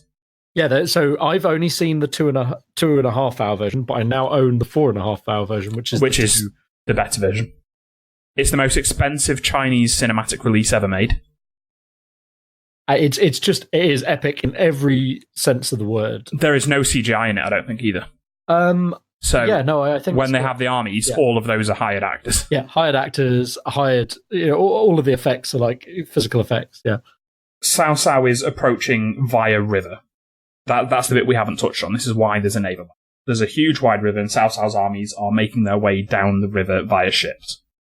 It's the Yangtze River, right? Yes, the Yangtze. So he's coming down on these ships, and you say he ties them all up. But I mean, this is so famous that like it's been echoed. It's actually it's essentially echoed in the Battle of the Blackwater in Game of Thrones as well. It's very similar. It's not exactly the same because they're and the Spanish Armada in the UK. Yes, similar idea where you lots of ships are together, and if you set them on fire, things are going to go badly for the people on those ships. Yeah, Zhuge Liang is reported to have predicted the weather on the day as well. So he says, on this day, the wind will blow in this direction, so the fire will spread. Which is, again, why people are like, he is a wizard, he controls the weather. Yeah, that is literally how it happened in the road. He summoned the winds because the wind was blowing initially in the direction of the Allied forces, which obviously would be a bad thing if a fire attack happened. Yeah, they say, we can't set the enemy fleet on fire. Are you mad? It will just set our fleet on fire. So Zhuge Liang basically summoned the wind, and eventually the chain plan of the ships by Pang Tong or Cao Cao, whoever it actually was that came up with the idea, alongside the wind and the fireboat. And also earth, water, and heart. Like, there's so many like factors in this, in that eventually the fire ship is led by Huang Gai. By the time the way, I say Weg, I say it loosely in this context, but by the time Cao Cao and his army realise what's going on, it's too late. The ship, they don't have time to unchain. Exactly. So at this point now, they've not unchained the ships. They've taken a fire ship on. The fire is hit. It's spreading throughout the entire of Cao Cao's fleet, forcing their entire army to retreat. So Cao Cao has now lost his biggest opportunity to unify the land, and Red Cliffs goes down in history as one of the biggest naval battles, as I'd said, but also as the biggest turning point in that period. Because what should have happened is Cao Cao should have walked over the smaller armies and become emperor. Like, the land would have been unified much earlier than 280 AD should Cao Cao have won. But because of all these circumstances of geographical advantage, like the Sun family army basically had an advantage in naval battles because, you know, that's like their home thing. It's like, yeah, we're good at this. Like, whereas Cao Cao had limited naval experience, hence the chaining of the ships, of the seasickness, etc. So the combination of factors of the wind, weather, terrain, everything, like, this is basically the art of war in a nutshell of naval battles. So at this point now, Cao Cao's basically running for the hill because he's just endured his most crippling loss. So he's headed back up north with his army and generals in tow. Now, meanwhile, let's see if Tom can guess what Liu Bei does. Tom, Liu Bei has an alliance with Sun Quan's family and army to fight off Cao Cao. At the tail end of the battle, when it's looking like it's won, and Zhuge Liang's plan has worked, Liu Bei's forces, or at least some of them, kind of go missing. Where have they gone? Is it to take over those lands? Some of them, yes. Actually, you're right to an extent, but this is kind of where I'll correct you a bit as well. So, after the Battle of Red Cliffs, Sun Quan loans Liu Bei a portion of his land. And this is basically the same central area. Like, this central area would be the home of so many battles and skirmishes. And he says, okay, I know you're going to go to the west to essentially conquer Liu Jiang's territory and form your own little thing there. But as soon as you're done doing that, I want my places back. You know where this is going. So, no, he doesn't give them back. So it becomes a massive point of contention. So now between 210 and 215, Cao Cao is making his presence known in the very northwestern corner by eliminating Ma Teng, a regional warlord who has his son Ma Chao is now you killed. It's basically pulling off an Inigo Montoya here. He's like, yeah, you killed my father. Prepare to die. Exactly. But what has happened now is the Battle of Tong Gate is where Ma Chao and various minor warlords of the area try to fight against Cao Cao, but it doesn't work out. So Ma Chao winds up going south towards Liu Bei. But as a precursor to this, there is a campaign happening in the where Liu Bei and Liu Jiang, distant relatives, you kind of know where this is going to go. It's exactly how it's going to go. Yeah, he's like, help me, bro. Help me, bro. I'm family. Oh, yeah, no, your land's mine now. Shouldn't have let me in.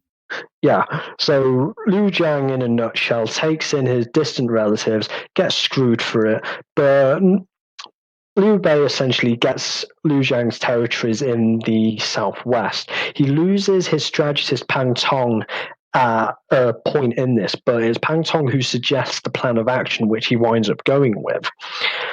This is the same Pang Tong who was Cao Cao's strategist that suggested he chain his fleets together, and was in fact a spy all along. Ah, I didn't know that. Yeah, Pang Tong was quite an interesting character because his intelligence was second only to Zhuge Liang at the time, before meeting his unfortunate end.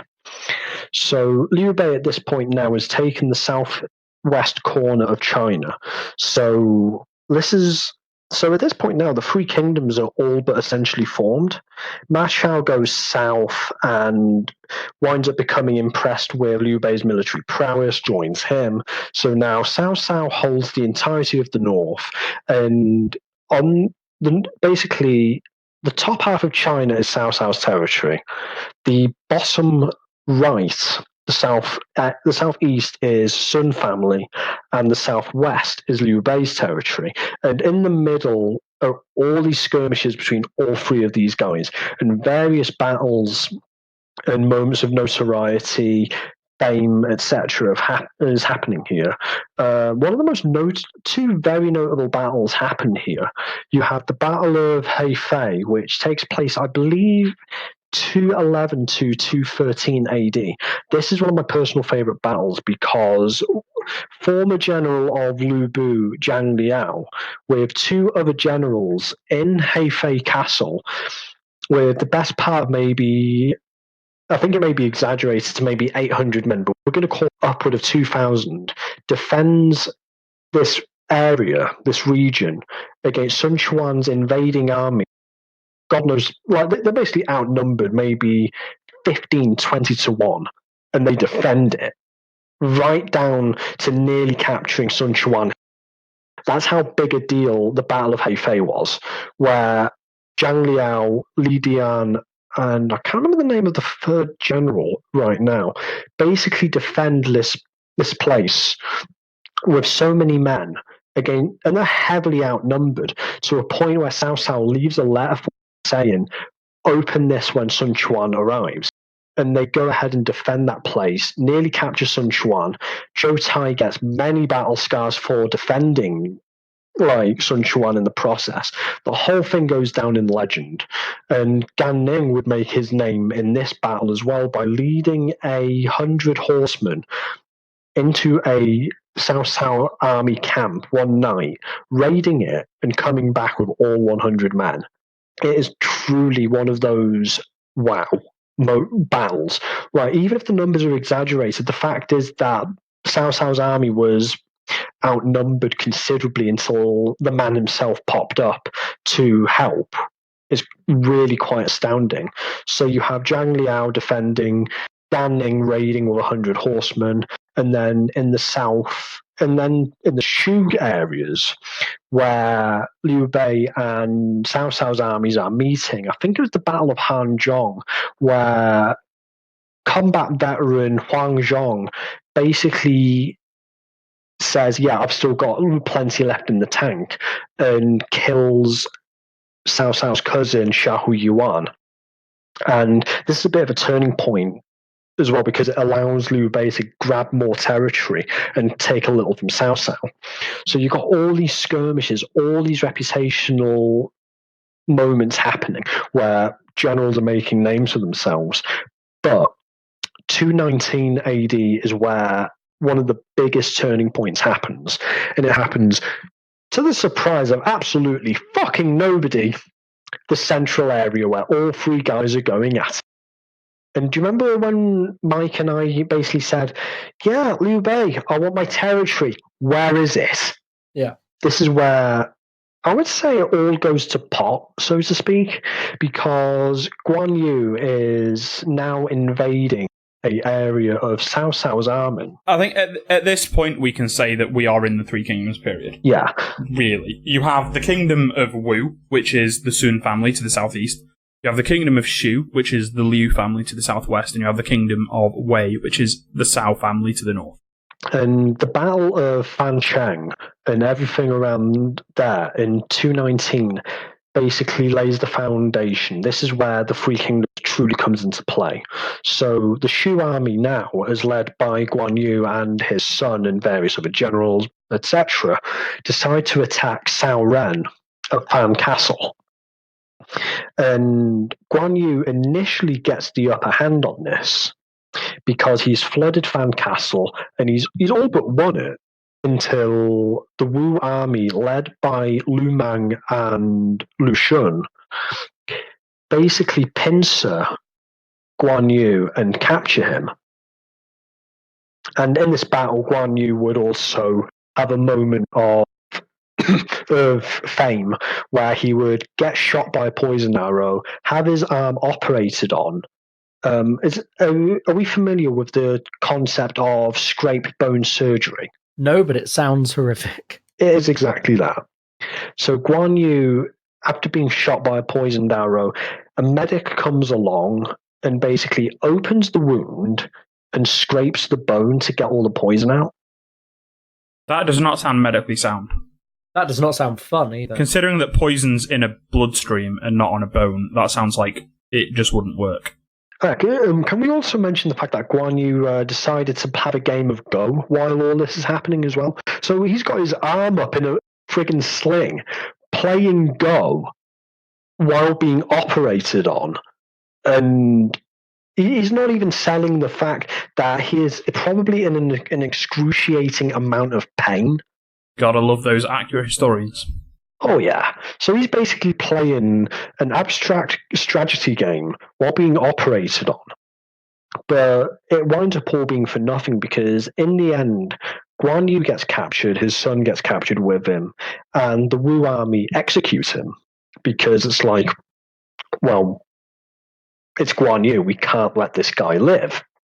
They execute Guan Yu. Liu Bei is absolutely furious, if I may add. Now, there's one key thing here that I'm going to say. This entire debacle could have been avoided if you just gave back the fucking territory. Yep, and here's something that's interesting about the Three Kingdoms, just having a quick look at Wikipedia. At the end of the Eastern Han Dynasty, around 156, the estimated population of China was 56.5 million. At the demise of each of the kingdoms, Shu had a population of roughly 1 million, Wu had a population of roughly 2.5 million, and Wei had a population of roughly 4.5 million. Meaning that you've got about, between the three kingdoms, only about 1/5 of the Chinese population. So 4/5, 80% of the Chinese population is not actually governed properly by any of these kingdoms.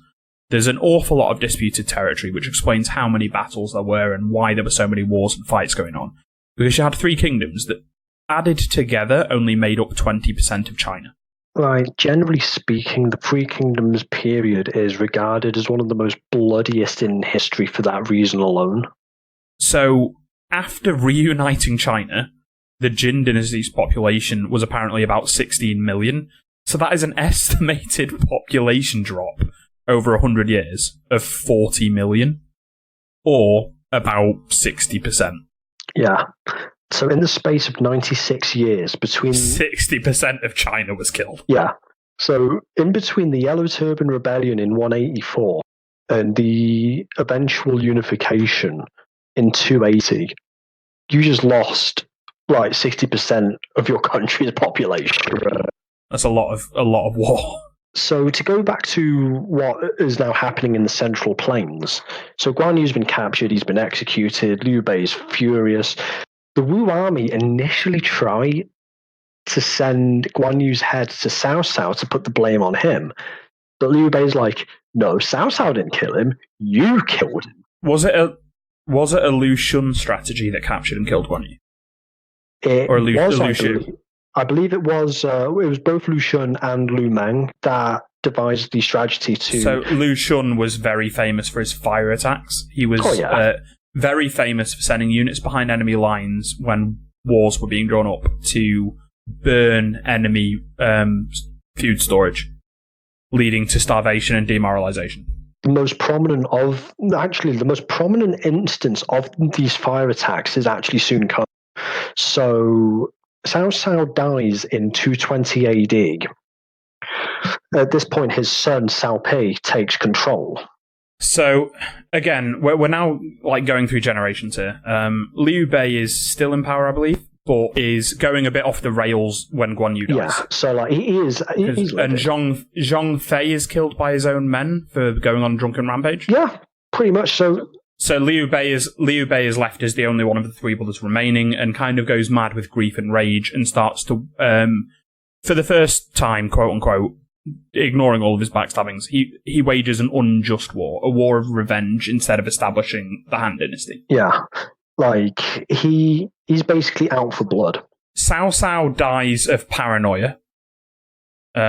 He refuses to see a doctor because he's so paranoid. And he supposedly develops either brain cancer or a brain hemorrhage, but he refuses to be treated. Yeah, it's regarded that Cao Cao had a brain tumor, I believe it was, and may have died from stroke complications at age 65, if I get it. And this leads to one of Cao Cao's most trusted advisors becoming one of the real most powerful men in Wei, a man named Sima Yi. Sima Yi was originally, reportedly, not interested in joining the war or joining the army or being a strategist. He was a poet and a painter and a philosopher. And Cao Cao basically said, "You're really smart." And he went, "Yes, I am, thank you." And he said, "You're going to be my strategist." He said, "No, I'm not." He said, "Yes, you are, or I'll kill you." So he gained Sima Yi, and Sima Yi won him a lot of battles and was seen as Zhuge Liang's biggest and perhaps only rival. Yeah, that's how big a deal Sima Yi was. But before we go to Sima Yi, who himself plays a prominent role, we're going to go back to Liu Bei and his campaign of absolute... Yeah, like, he's out for blood. So he winds up meeting the Wu army. There's actually a place name.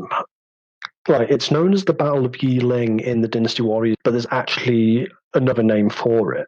And and as all this is going on, Zhang Fei, in a moment of Zhang Fei-ness, in which he gets hammered, and Xiao Ting, that was the one, correct. So Zhang Fei, en route to Xiaoting, gets drunk, does Zhang Fei things, and he gets killed by two generals who, quite frankly, has had enough of his shit. Like, you're drunk and abusive, and we're fed up with listening to your orders, so we're going to kill you.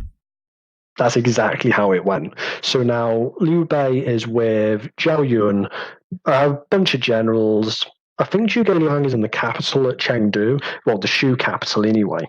And Liu Shan, in a moment of magnificent bastardry and pyromaniacs, decides to send one of his most trusted generals behind enemy lines and burn down the Shu camps, granaries, the works. And Liu Bei is sent packing with his tail between his legs, and it's like, yeah, like, we've just been annihilated by a young general and his lust for fire, for lack of better words. Liu Bei would wind up dying in 222, I believe it was, shortly after the Battle of Xiaoting in 221, handing the Shu throne to Liu Shan. But because he is a child, Zhuge Liang becomes regent. The regent ruler. So what is worth mentioning at this point now, in 220, just to go back to Wei for a moment, after Cao Cao dies, Cao Pei takes control. But the first thing he does is he kind of defies Cao Cao's will a little here, because as we are aware, Cao Cao never wanted to basically usurp the Han throne, even though he is given the title King of Wei. And there's potentially evidence to the contrary to that. It's definitely a narrative. I mean, he certainly seized an emperor and seized power, even if he didn't seize the throne itself. Exactly. So, in a manner of speaking, the Kingdom of Wei was never actually truly formed until Cao Pei he forced Emperor Xian to abdicate in 220 and thus became King of Wei. I think Cao Cao was always smart enough to understand that being the power behind the throne was preferable to being on the throne. I believe that's pretty much it, because at the end of the day, So, there's less people trying to kill you if you're not the emperor, you're simply the emperor's chief advisor who makes all the decisions. And, he would know that he would become public enemy number one, if that actually happened. So he was smart enough not to do that. So, this is where things start to get a lot more quieter now. All the major things now have happened between 180 and 220. Oh yeah, and Liu Bei loses the Battle of Revenge. So he loses that fight to Wu, and he's forced to retreat. And as previously mentioned, he dies in 222, with Liu Shan taking the throne at Shu, with Zhuge Liang acting as a regent, because it's generally said in folklore that Liu Shan was not exactly the sharpest tool in the shed, to say the least. And he certainly wasn't a leader or a masculine man. He's generally depicted as effeminate and not necessarily incompetent, but ineffective. Yeah, so Zhuge Liang now at this point is all but ruling Shu because of Liu Shan's ineffectiveness as a leader. Something he never wanted to do. So at this point, Northern Wei is ruled by Cao Pi, son of Cao Cao. Southwestern Shu is ruled by Liu Shan, but it is governed by Prime Minister Zhuge Liang. And in the southeast, Sun Quan is still King of Wu, advised by Liu Shan. And it's worth mentioning that of the three kings, Sun Quan would live the longest. And his sons would hold their territory the longest as well, really. Yeah, the Kingdom of Wu would be the last of the three to fall. And Sun Quan would die in 252. There's a lot of various skirmishes that happen between the three kingdoms, but the most prominent ones that come into my mind, and for discussion reasons on the podcast, would be the northern campaigns. Zhuge Liang, between 220 and his death in 234, would wage various campaigns to against the Kingdom of Wei in the north, to essentially try and... It was basically like an attempted land grab, trying to be the emperor. Because that's his divine right. He's of the family. Exactly.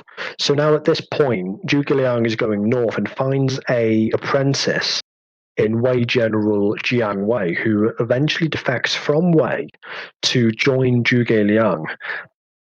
And Sima Yi is giving Zhuge Liang a headache and vice versa.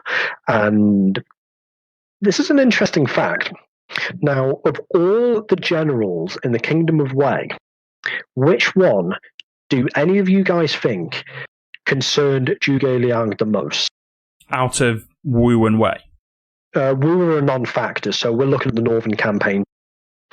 I mean, I only really know about Wei. Then that's the question. So, of all the generals in Wei, generals, who was the one in the Kingdom of Wei that concerned Zhuge Liang the most? Sima Yi is not a general, he's a strategist, but it should be Sima Yi if Sima Yi is there. Sima Yi is basically like the biggest thorn in his side, but when it came to generals... Zhang He? That's the one. Oh, what a guess! I loved playing as Zhang He, man, he had the claws, he was the Wolverine guy.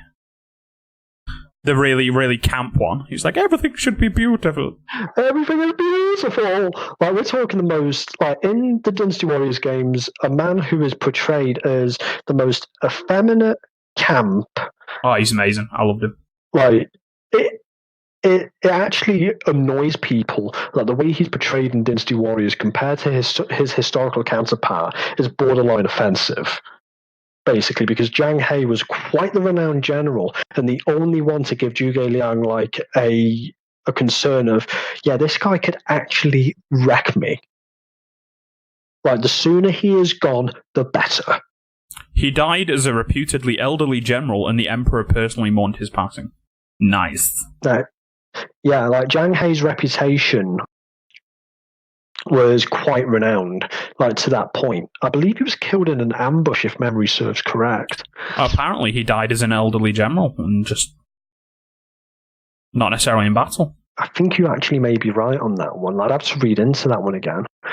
But when it was said and done, like, the two strategists of Xu and Wei were very evenly matched, and Zhuge Liang was trying to goad Sima Yi into attacking him, like by taunting him, and for some bizarre reason would send him women's clothes as a way to taunt him, as to say, yeah, like, you basically aren't man enough to fight me. The actual part of sending the women's clothes was true, if I may add. I believe that was recorded in Chen Shou's records as legitimately happening. That was not an exaggeration in the romance. I believe that Zhuge Liang sadly passes of old age before the campaign is seen through, doesn't he? It's partially old age and stress. Zhuge Liang died fairly young. I believe he was in his 50s at the time. 53, according to Wikipedia. And that Sima Yi saw a comet pass in the sky that reportedly passed on the day of Zhuge Liang's birth, took it as an omen that Zhuge Liang was no more, and then attacked. And whilst they had no strategist, they capitulated to Sima Yi's forces. Is that correct? Yeah, so what had happened in the unfortunate last northern campaign, it would come to a head at the Wujiang Plains, where the two armies were deadlocked, but Zhuge Liang would die due to, well, really, like, the stress of the weight of an entire kingdom on your shoulders, no less. And he basically died not fulfilling what he wanted to do. So Sima Yi would see this, and he would be like, okay, let's go after them. And before then, I know I'm kind of going back and forth in the timelines a little. There was also the famous Empty Fort incident, if you guys are familiar with that. Oh, I love, the Empty Fort is one of my favourites. So, if my memory serves correctly, Zhuge Liang is tasked with defending a fortress. Enemy forces approach said fortress and attempt to attack. And Zhuge Liang sees enemy force, knows he's completely outnumbered, and it's an unwinnable fight, and decides, actually, no, the sensible thing to do is to abandon the fortress and retreat and save the army for another battle. So he abandons the fortress. Enemy army approaches, sees fortress is completely undefended, enters fortress, is aware fortress is still completely undefended, and based on Zhuge Liang's reputation alone, deduced that it must be a clever trap, because Zhuge Liang is definitely smarter than any of them, so if they don't know what's going on, he must have a plan they haven't figured out. They then leave the fortress and retreat in fear of the ambush they are certain is coming, while Zhuge Liang sits on a mountain, watches and goes, that worked out. Yeah, like some instances, so it goes. Legends say that he was also playing a lute, while Sima Yi is like, I don't know about this, guys. Let's just go around the fort rather than go through it. Yeah, the version in at least one of the Dynasty Warrior games has him just sat on his own on top of the fort, playing his lute, kind of essentially mocking them. Yeah, and Sima Yi's just like, yeah, I don't know, lads, let's just go around. Yeah, and I mean, one of my other favourite Zhuge Liang stories is before Red Cliff. Reportedly, he had angered a senior man in the Sun government who threatened to have him executed. Or he questioned his plan in some way, and Zhuge Liang said, if I can produce you X thousand arrows, I think it was 10,000 arrows, by tomorrow morning, then you will excuse me of the execution. And the general said, of course, yes, because obviously no one can ever do this, so I get to kill you. So Zhuge Liang took some boats, lined them all with scarecrows in armour and straw, and sailed them through the mist towards Cao Cao's fleet, who then promptly opened fire at the perceived enemies. But as the soldiers were made of straw, the arrows all stuck without breaking, and Zhuge Liang returned, emptied the boats of arrows, and said, not only have I brought you 10,000 arrows, the enemy now have 10,000 less. That's used in the Red Cliff films as a way of, cause they twist that a bit, don't they? They say, "Oh, we haven't got enough ammunition," so he does that trick in order to get more ammo. It was with the Wu strategist Zhou Yu in which that incident happened, because Zhou Yu was like, "Yeah, you can't fucking get 10,000 arrows. Like your ass is as good as dead. One Navy skirmish later. Wow, fuck." So, there's a lot of cool battles, there's a lot of cool history, there's a lot of important figures. We wind down the Three Kingdoms period with, I think Shu capitulates first. Is Shu conquered by Wei? Yes, that's in 263 AD. So Zhuge Liang passes, Liu Shan is not an effective leader, and Wei take control of Shu. Though it's worth mentioning at this point that the Sima family basically commit a coup against the Cao family in the mid-240s. And I believe that he does this only after the death of Cao Pi, because he... Cao Pi was long dead at this point. Sima Yi has sworn to Cao Cao that he would loyally serve Cao Cao and his sons. And then as soon as, or not long after Cao Cao's last son is dead, Sima Yi seems to decide that this oath only applies to Cao Cao and his sons, as written, and no longer applies to his grandchildren. So he and his family basically stage a coup against the Wei army and take absolute control of the Wei throne. Basically use, I can't remember the name of the child who was on the throne, but they essentially use the Cao family as figureheads and essentially rule until 265, where at this point the Shu family are now gone. Like the Liu Shan is like living his best life, so to speak, after being conquered in 263. As soon as the doors to Chengdu city opened, the white flags were out. And Jiang Wei, try as hard as he might, tried to defend it to the bitter end and wound up being killed in those campaigns. But what would wind up happening in 265 is what was the Kingdom of Wei, which has since taken Shu, is now known as the Jin Dynasty very loosely. And over the course of the next 15 years, and even before then, because this is where everything starts quietening down, this is the end game now. So after Sun Quan dies in 252, members of the Sun family in Wu start taking hold of the throne one by one because, death and taxes. And the last ruler of the Kingdom of Wu, Sun Hao, he was a very tyrannical, superstitious person. Like, it's actually worth reading about him when you guys get a chance, because it was basically Tong Chua minus the infamy as such. And he was very superstitious and everything. But by 280, the Kingdom of Wu is basically staring death in the face, regardless of where the family lies, or the fact that the Suma family are making their way down and there is absolutely nothing you can do about it. And it's kind of a bit anticlimactic when you put into perspective that really, in the end, nobody won, if you will. The Cao family were as good as either dead or puppets.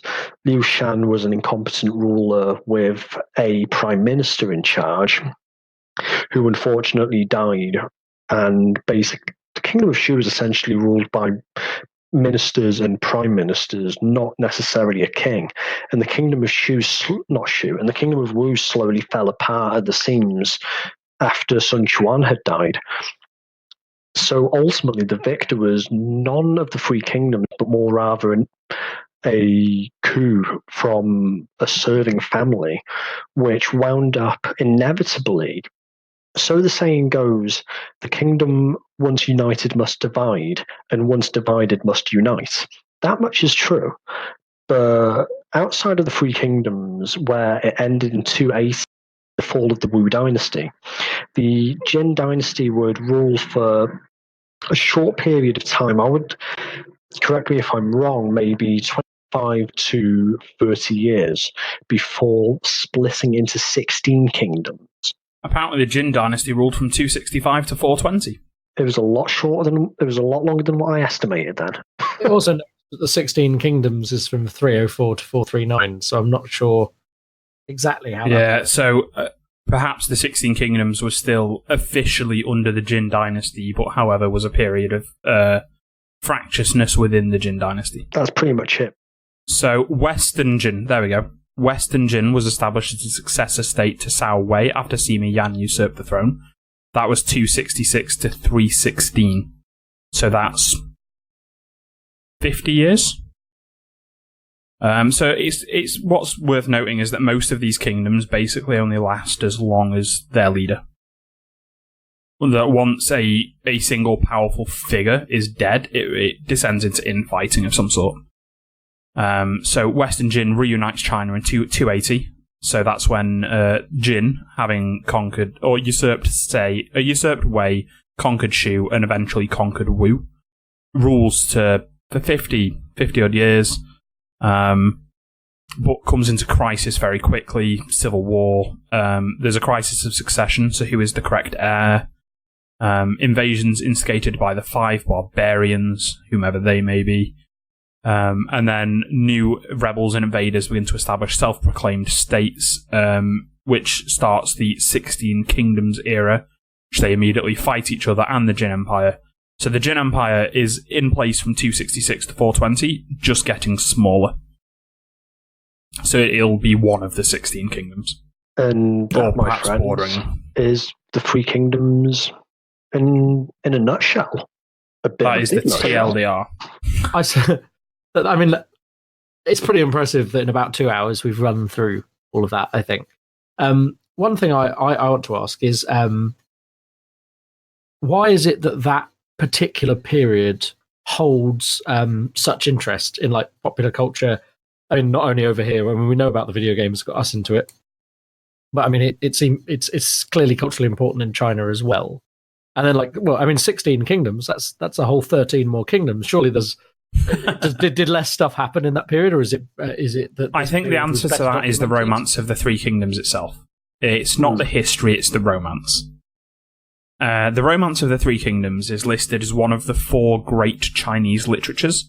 So it's one of the 4 canonical pieces of Chinese literature. It is to Chinese literature as perhaps Paradise Lost or Shakespeare's plays are to us. It'd be like us saying, why are the Henrys? Why is the Henriad such an interesting period of history in Britain? Or some of the Tudors? And the answer is, for the Henriad, because Shakespeare wrote about it, and those plays got played again and again and again. And there have been hundreds or thousands of interpretations of them that have been studied, and it's the dramatization of it, rather than the period itself, that has become such a phenomenon. Yeah, how the romance would come around would be by way of the records as written by Chen Shou, who served under Shu and eventually Jin. It would be a combination of the records alongside various folklore stories, etc., such as the Oath of the Peach Garden, Guan Yu killing Hua Xiong at Sishui Gate, Guan Yu's rampage, and not so much a rampage, but more rather his departure from Cao Cao, killing 5 generals through 5 gates, and so on and so forth. Like, and a lot of these men are similar to, say, in British history, Richard the Lionheart. Now, how many people can tell you anything about the history of Richard the Lionheart in this country? Probably not many, but how many of them know the name? Yeah. Nearly all of them. It's a figure, it's a moniker, it's bigger than life itself, it's exaggerated to unbelievable heights, but held on to dearly. And, like, the 4 Chinese literatures are Water Margin, Journey to the West, Romance of the Three Kingdoms, and Dream of the Red Chamber. And the 2 of those that Westerners are most likely to have heard of are Romance of the Three Kingdoms and Journey to the West. And even if they've never heard of Journey to the West, they've heard of the Monkey King, because there have been versions of the Monkey King in so many forms of media. It's these characters that people latch onto and the characters that people love. Yeah, and just on the mention of the Monkey King, the most famous take on that would be none other than Son Goku of Dragon Ball. In the West, probably, yeah. Like, that would be one of the best known takes on that. And probably the most recent viral take on the Monkey King would be the main character of a Korean manhwa called God of High School, in which the main character is, again, a version of the Monkey King. There's so many cultural impacts that the 4 novels have had, but Three Kingdoms and Journeys to the West are by far the most known ones. And the romance would be written by Luo Guanzhong in the 1500s, if I remember correctly. So what would happen was that he would take a combination of these records as written by Chen Shou and all these various accounts of folklore and stories, whether it be the empty fort or Guan Yu's heroics, Cao Cao's villainy, etc. He would combine them into one giant 120 chapter novel, thus called The Romance of the Three Kingdoms, which is, as mentioned right at the start of this podcast, it's noted to be around 7 parts fact, 3 parts fiction. And there's a lot of underlying tones of heroic aspects of Buddhism and what have you. You'd have to read it yourself to understand that. But the impact that one book has had is phenomenal. We've had video games like the Dynasty Warriors games, the Romance of the Three Kingdoms strategy games. Total War Three Kingdoms has just come out. Exactly, and you've had so many films Red Cliff, for example, is directed by John Woo. If you have not seen Red Cliff, watch Red Cliff. It is so good. God, it is fantastic. It really is. If you want to say why is it so popular, why is it so pervasive, then you answer a question with a question. Why is Cao Cao a well-known villain? Why is King Richard II a well-known villain? Because they both were central characters in one of the most renowned pieces of literature produced in the country. It's comparable. It's to ask why this is so popular or so pervasive in Chinese culture is to ask why some of the English kings depicted in Shakespeare's work are so pervasive or popular in this country. Because they became cultural icons through literature more than history. And it's just remarkable because, just to go back to the impact on popular culture, films, TV shows, manga, manhwas, you name it, it's video games, anime, you name it, something, somewhere, it's been done. There's even a fucking high school girl anime centered. Ikitosen. That's the one.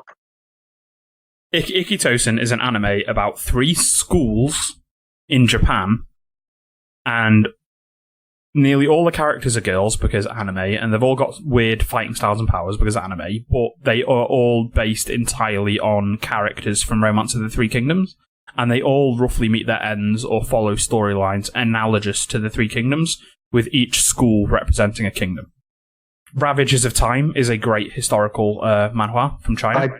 I remember reading that for a time on your suggestion as well. Which has some interesting, different takes on the characters. Again, video games, we've got Dynasty Warriors, Total War, and a number of others. Anime, you've got Ikitosen, and I'm sure some others. I mean, if I just go to the Wikipedia now and I type in Three Kingdoms, and then we go to Three Kingdoms in other media, it's really pervasive. And it's pervasive across multiple countries, I think is the most interesting part. So, legacy in popular culture. List of media adaptations of Romance of the Three Kingdoms. It's an entirely separate article. There's a Gundam series based on it. SD Gundam Sangokuden Romance of the Three Kingdoms. I've just remembered something. Has anyone seen the movie My Name is Bruce with Bruce Campbell in it? No. I've not seen it. I think that is the name of the film, but the central antagonist of My Name is Bruce is a vengeful, pissed off spirit of Guan Yu. So like that, like when your film's villain is essentially a wound up Taoist god of war because you disturbed his shrine and Bruce Campbell is coming to kick your ass, that's even the impact it has on the West. So when we then look at films, Dingjun Mountain was a 1905 Chinese film. The Witty Sorcerer is a 1931 Hong Kong film, which centers around a character we've not mentioned, Zuo Qi. Yes, I was going to say Mount Dingjun was the battle in which Huang Zhong would kill Xiahou Yuan. I believe I mixed some names up there, like with the names of places. So that's the Yellow Turban Rebellion. No, Mount Dingjun. Oh, I'm thinking of Zhang Yuan. Yeah. Yeah, Dingjun was around 216, 217. The sorcerer, as you mentioned, revolves around a folk tale around a sorcerer named Zhuo Qi, who very much a Chinese Merlin of sorts. Yeah, he essentially, his sole existence in this story was simply to troll Cao Cao. So he relates very much to Taoism. And this Taoist idea that the sages are essentially people who have ascended from mortality to become semi-divine beings through following Taoism. I'm not going to start going to Taoist religion. I don't understand it fully. I wouldn't try to. Zhuo Qi was said to have lived until the age of 300. He was said to be a sorcerer and a prophet, and he was said to have tried to test Cao Cao several times to see if he was a worthy heir or a worthy chosen one to unite the country. And I believe in the end that he was not deemed to necessarily be the chosen one by Zhuo Qi. Yeah, and the stuff that he pulled on him, it's almost as if Zhuo Qi's existence was just to troll the man. And Dynasty Warriors is an upcoming Hong Kong film based on the video game franchise of the same title. I completely forgot that was a thing. What I'm most surprised by, and it could just be that Wikipedia's not got everything on there, but there only seem to be 8 films there, which, and I mean, you'd assume there would be more Chinese language films about it, given how popular it is. I would assume we're scratching the surface. We're like on the these are probably the major releases, or the ones where a particularly large amount of money has gone in. But again, the Hollywood production machine dwarfs any other production machine in the world. So Chinese cinema in general is smaller and less well budgeted than Hollywood. It everywhere is. It's just interesting that there doesn't seem to be one from 1938 to 2008 is quite a gap. What I find interesting is there aren't any Western films based on it. Despite the West investing in wushu cinema and wuxia cinema, particularly things like Jet Li's Hero. I think there's so much material here for Western studios to have a go at, with the success of shows like The Last Kingdom and Vikings and other European historical docudramas. I think that Romance of the Three Kingdoms could give you easily 10 seasons, huge epic battles, interesting larger-than-life characters. I think it's a matter of time until someone like Netflix or Amazon pick it up. Hell, even HBO. Oh, mate, I would crave a HBO Three Kingdoms. they would do it better than anyone else could because of the funding they have. What I would like to do, though, is I would like to see them do it in Chinese language with a full Chinese cast. Yeah, like there's no if or but about that, really. You know, I've even considered Game of Thrones was based on the Tudors originally, or at least inspired heavily by. You know, where is the next big fantasy novel series heavily inspired by the Three Kingdoms, but perhaps translated into a traditional Western fantasy setting? There's just so much material to use. It's such a culturally rich environment, so to speak, where there's so many characters, so many events, so much political intrigue. There's even a saying that the young should not read Water Margin as opposed to the old who shouldn't read Three Kingdoms, because the young... It's too exciting. They'll have a heart attack.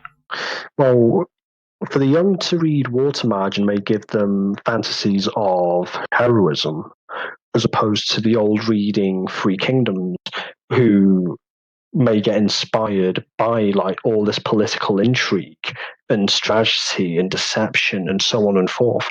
Like, really, like, in 96 years of Chinese history, it is arguably one of the most well-known periods, regardless of where you are in the world. Yeah, once you know what you're looking at, you see it more often than you think. You say you're surprised at how few films there were that are listed, at least on this list, but there are 13 separate television seasons, or series. So clearly it's a popular method of stories, or a popular set of stories. It's just been more often translated to television than film. Video games, you've got the 13 Romance of the Three Kingdoms series. You've got 9 sets of Dynasty Warriors, plus expansions and spin-offs. A whole list of miscellaneous things inspired by Dynasty Tactics 2. I mean, there's a 95-episode TV series. So, yeah. Total War's just come out, which I've not played yet. It is on my list of things to buy. I've been told... Have you got it, Kenny? I actually don't. I don't know if my laptop can actually run it. So I've been told that apparently it has 2 separate modes you can run in. It has romance mode and records mode. So you can run it with more historically realistic army units and generals, or you can run it in Romance of the Three Kingdoms mode, where apparently even the art style changes. That's cool. I think that's a really cool idea. I don't know if it's the case, it's just something I've been told. I need to look into it, but if they've done it, then, you know, that sounds like a really cool idea. Because you've got the more fantastical version of the game and the more realistic version of the game. So, you know, it's just it's one of my favourite historical periods. There's a lot of interesting things to do with it. I think Total War is possibly the best type of franchise to run it in, and I very much look forward to getting this game. Like one of my friends in York remarked, because he'd come across a tweet, I think it was, from Sega, saying about Total War at the time, we're going to do a period that hasn't been touched before, and he clocked on straight away and was like, Three Kingdoms in it, and he called it maybe 2 or 3 years before it even dropped, if I may add. So, you know, it's a fantastic setting, it's a fantastic time period. It's important to note that the almost 40 million reduction in population was not solely down to war, and it will also be partly down to incomplete census records during a period of strife, but that due to decentralized and collapsing government, famine and disease were rife, and possibly the majority of that population decrease was down to famine and disease and lack of government. The population did not recover to pre-Three Kingdoms periods until well after the Jin Dynasty. And I'm going to give a fair number of facts relating to various generals as well throughout the period, such as after the Battle of Hefei with Zhang Liao, it's said that he essentially became a boogeyman of sorts in the Kingdom of Wu, where parents would tell their unruly children that Zhang Liao will get them in their sleep if they didn't behave, because of that reputation that he gained following defending with so many men and generals, that he basically became the boogeyman in Wu. In 197, Cao Cao lost his best bodyguard and a close general in Dian Wei in Wan Castle. And when Dian Wei was killed, it said that they didn't approach his body because they were scared that he may actually be still alive. I'm trying to think of other notables and things that have happened, but like the amount of stories, little tidbits that you pick up on, like regardless of who the general or the ruler was. I think there was even one about Sima Yi supposedly being able to actually turn his head, if not 180, then 360 degrees. Then there's the statue of Zhuge Liang, which basically scared Sima Yi into retreating after the Wujiang campaign, in which he gave chase to the Shu army, but the statue of Zhuge Liang, the wooden statue it was, basically frightened Sima Yi into thinking he's still alive. Fuck. And promptly does a runner, which coined the phrase, a dead Kongming scares away a living Zhongda. It's remarkable how many stories or things that you discover about all these generals. It's like Mike said, and even I'll say, that period is just so rich with so many stories and characters that it warrants the reputation of everything that has been made, like in our lifetime that we've seen. All the films, the manga, it's really remarkable what 196-year period gave us. Yeah, I know more about the Three Kingdoms than I do about the 100 Years' War. I know more about the Three Kingdoms than I do of like British history on a whole. I mean, I want to thank you for joining us. You've known far more about this subject than we have, Kenny. I hope we've sold it to people.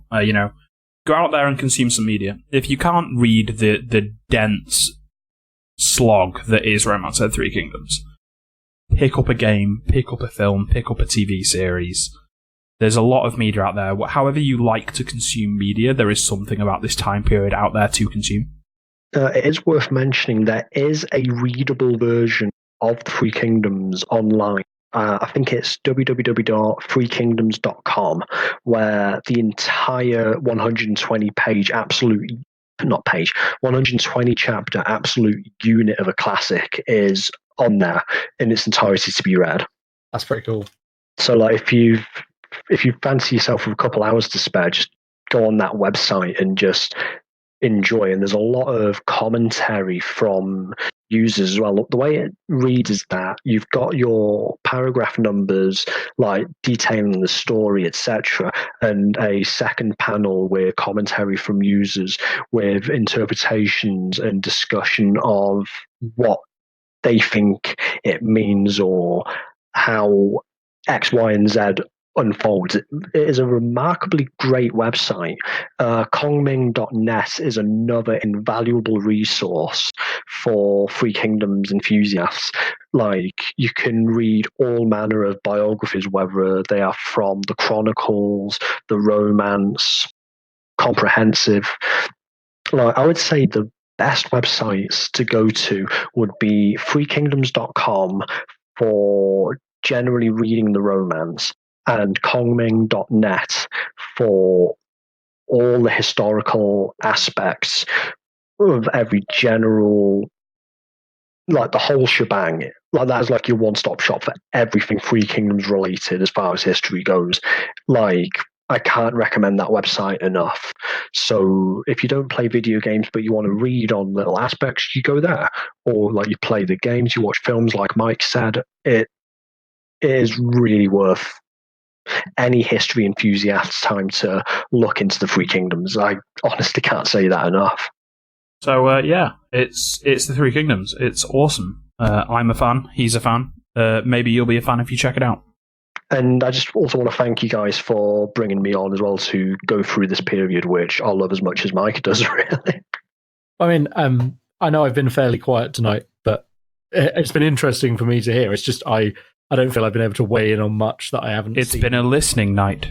Yeah, and that's fine. And Well, I'll put this in case I'm not able to cut out the noises, but I've also had a bit of a cold, so I haven't wanted to talk too much this evening. We should talk about something that you know a lot about next time, Tom, like scouting or alcohol. Yeah, or MRI machines.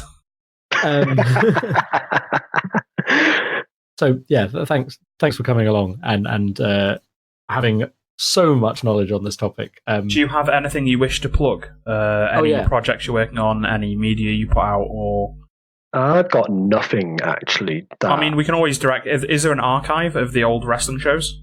They're all on the Storm FM computers in Bangor University, unfortunately. So they're not online anywhere. No, like I've got a copy of a few shows on my phone, which I was going to like slice up into a demo tape for local radio stations.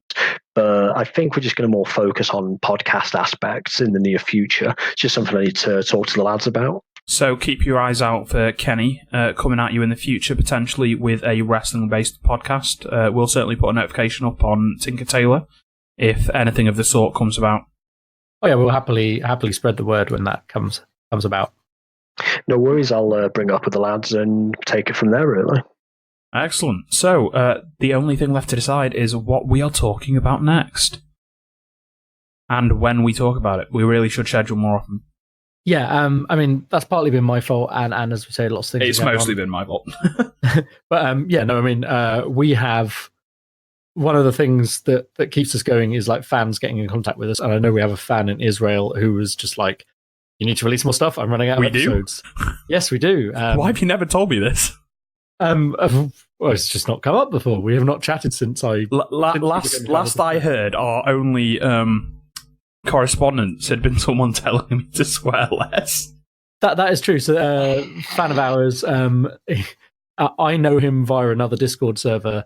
And he was like, "Oh, you do podcasts?" Started listening, and then like listened to the back catalogue of all of the podcasts we make. So he was like, "I'm running out. I'm on episode 22. Where's the next stuff?" And I'm like, "There's a Sportsball episode, and then there'll be a second Sportsball episode, and now there's this one." So we need to kind of get ahead because there are definitely people out there who still want stuff from us, and it's just unfortunately we've had a bit of a fallow period, but we want to keep producing stuff, and it's getting easier now. I'm not running a marathon, and life has got a bit easier for the two of us again. We've got several other shows, as we alluded to earlier, on Tinker Tailor Soldier Sponge at the moment. So we've got many things. Obviously, you're listening to us right now. You know who we are. We've got unparliamentary language about to head into silly season. So that means we're not going to talk about Brexit. We're going to talk about something else, something, topics suggested, political topics or historical topics have been suggested. Silly things, like the new Prime Minister. Yeah, the less we have to speak about Bojo, the better, I think, for the next few months. We'll let the normal news deal with that. And then we've also got Mishmash Mayhem, which is CK and Wade's show where they take two fictional characters and get them to fight to see who will win. And they fight in some ridiculous location, like the train northbound from Southampton to Waterloo, or I don't know, Skaro, home of the Daleks. And then I'll probably get around to and maybe one day we'll get a role play up. Yeah, I mean that is such.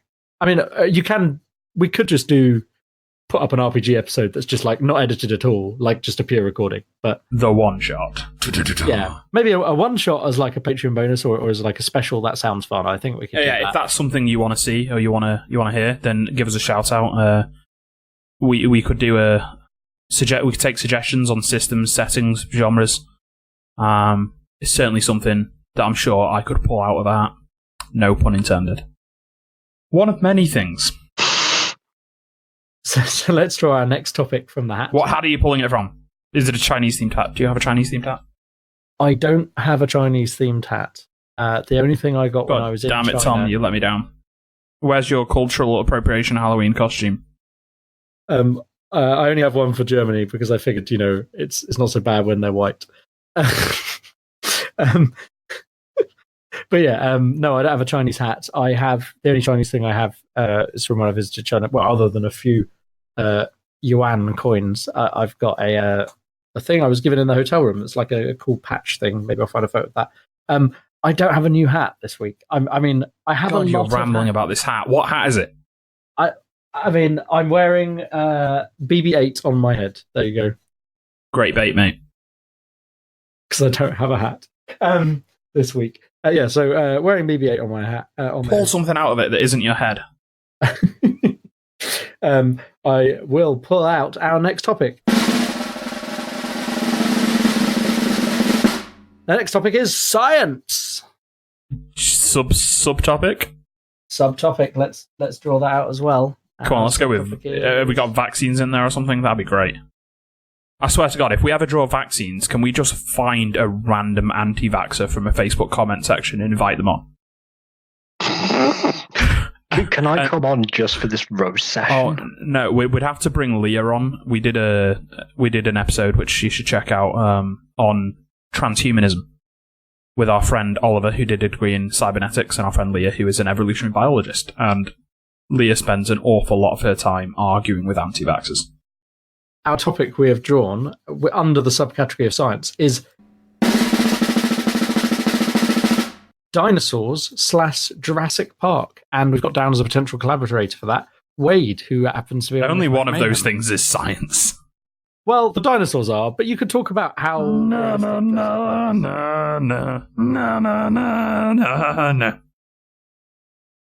All right, we're going to be talking about dinosaurs. Sick. Bring your stubby arms and your big teeth. Did they have feathers? Who knows? I mean, scientists probably. Or at least they have a good guess. Damn it, Tom. Okay, cool. I think we're wrapped up there. You can find us in all the usual places, howmanythings.com. You can find us on Twitter at howmanythings. You can find us on Instagram as well as at howmanythings. And you can find us on Reddit as howmanythings. And you can find us on Facebook as howmanythings. We're howmanythings basically everywhere. So come and follow us, come and chat to us, suggest topics. As always, in the show notes, you will find a link to suggest new topics. And we are a hat of many things in many places. We are all over the place. And again, thank you, Kenny, for coming on and being such a good guest. It's been my pleasure, guys. Thank you very much.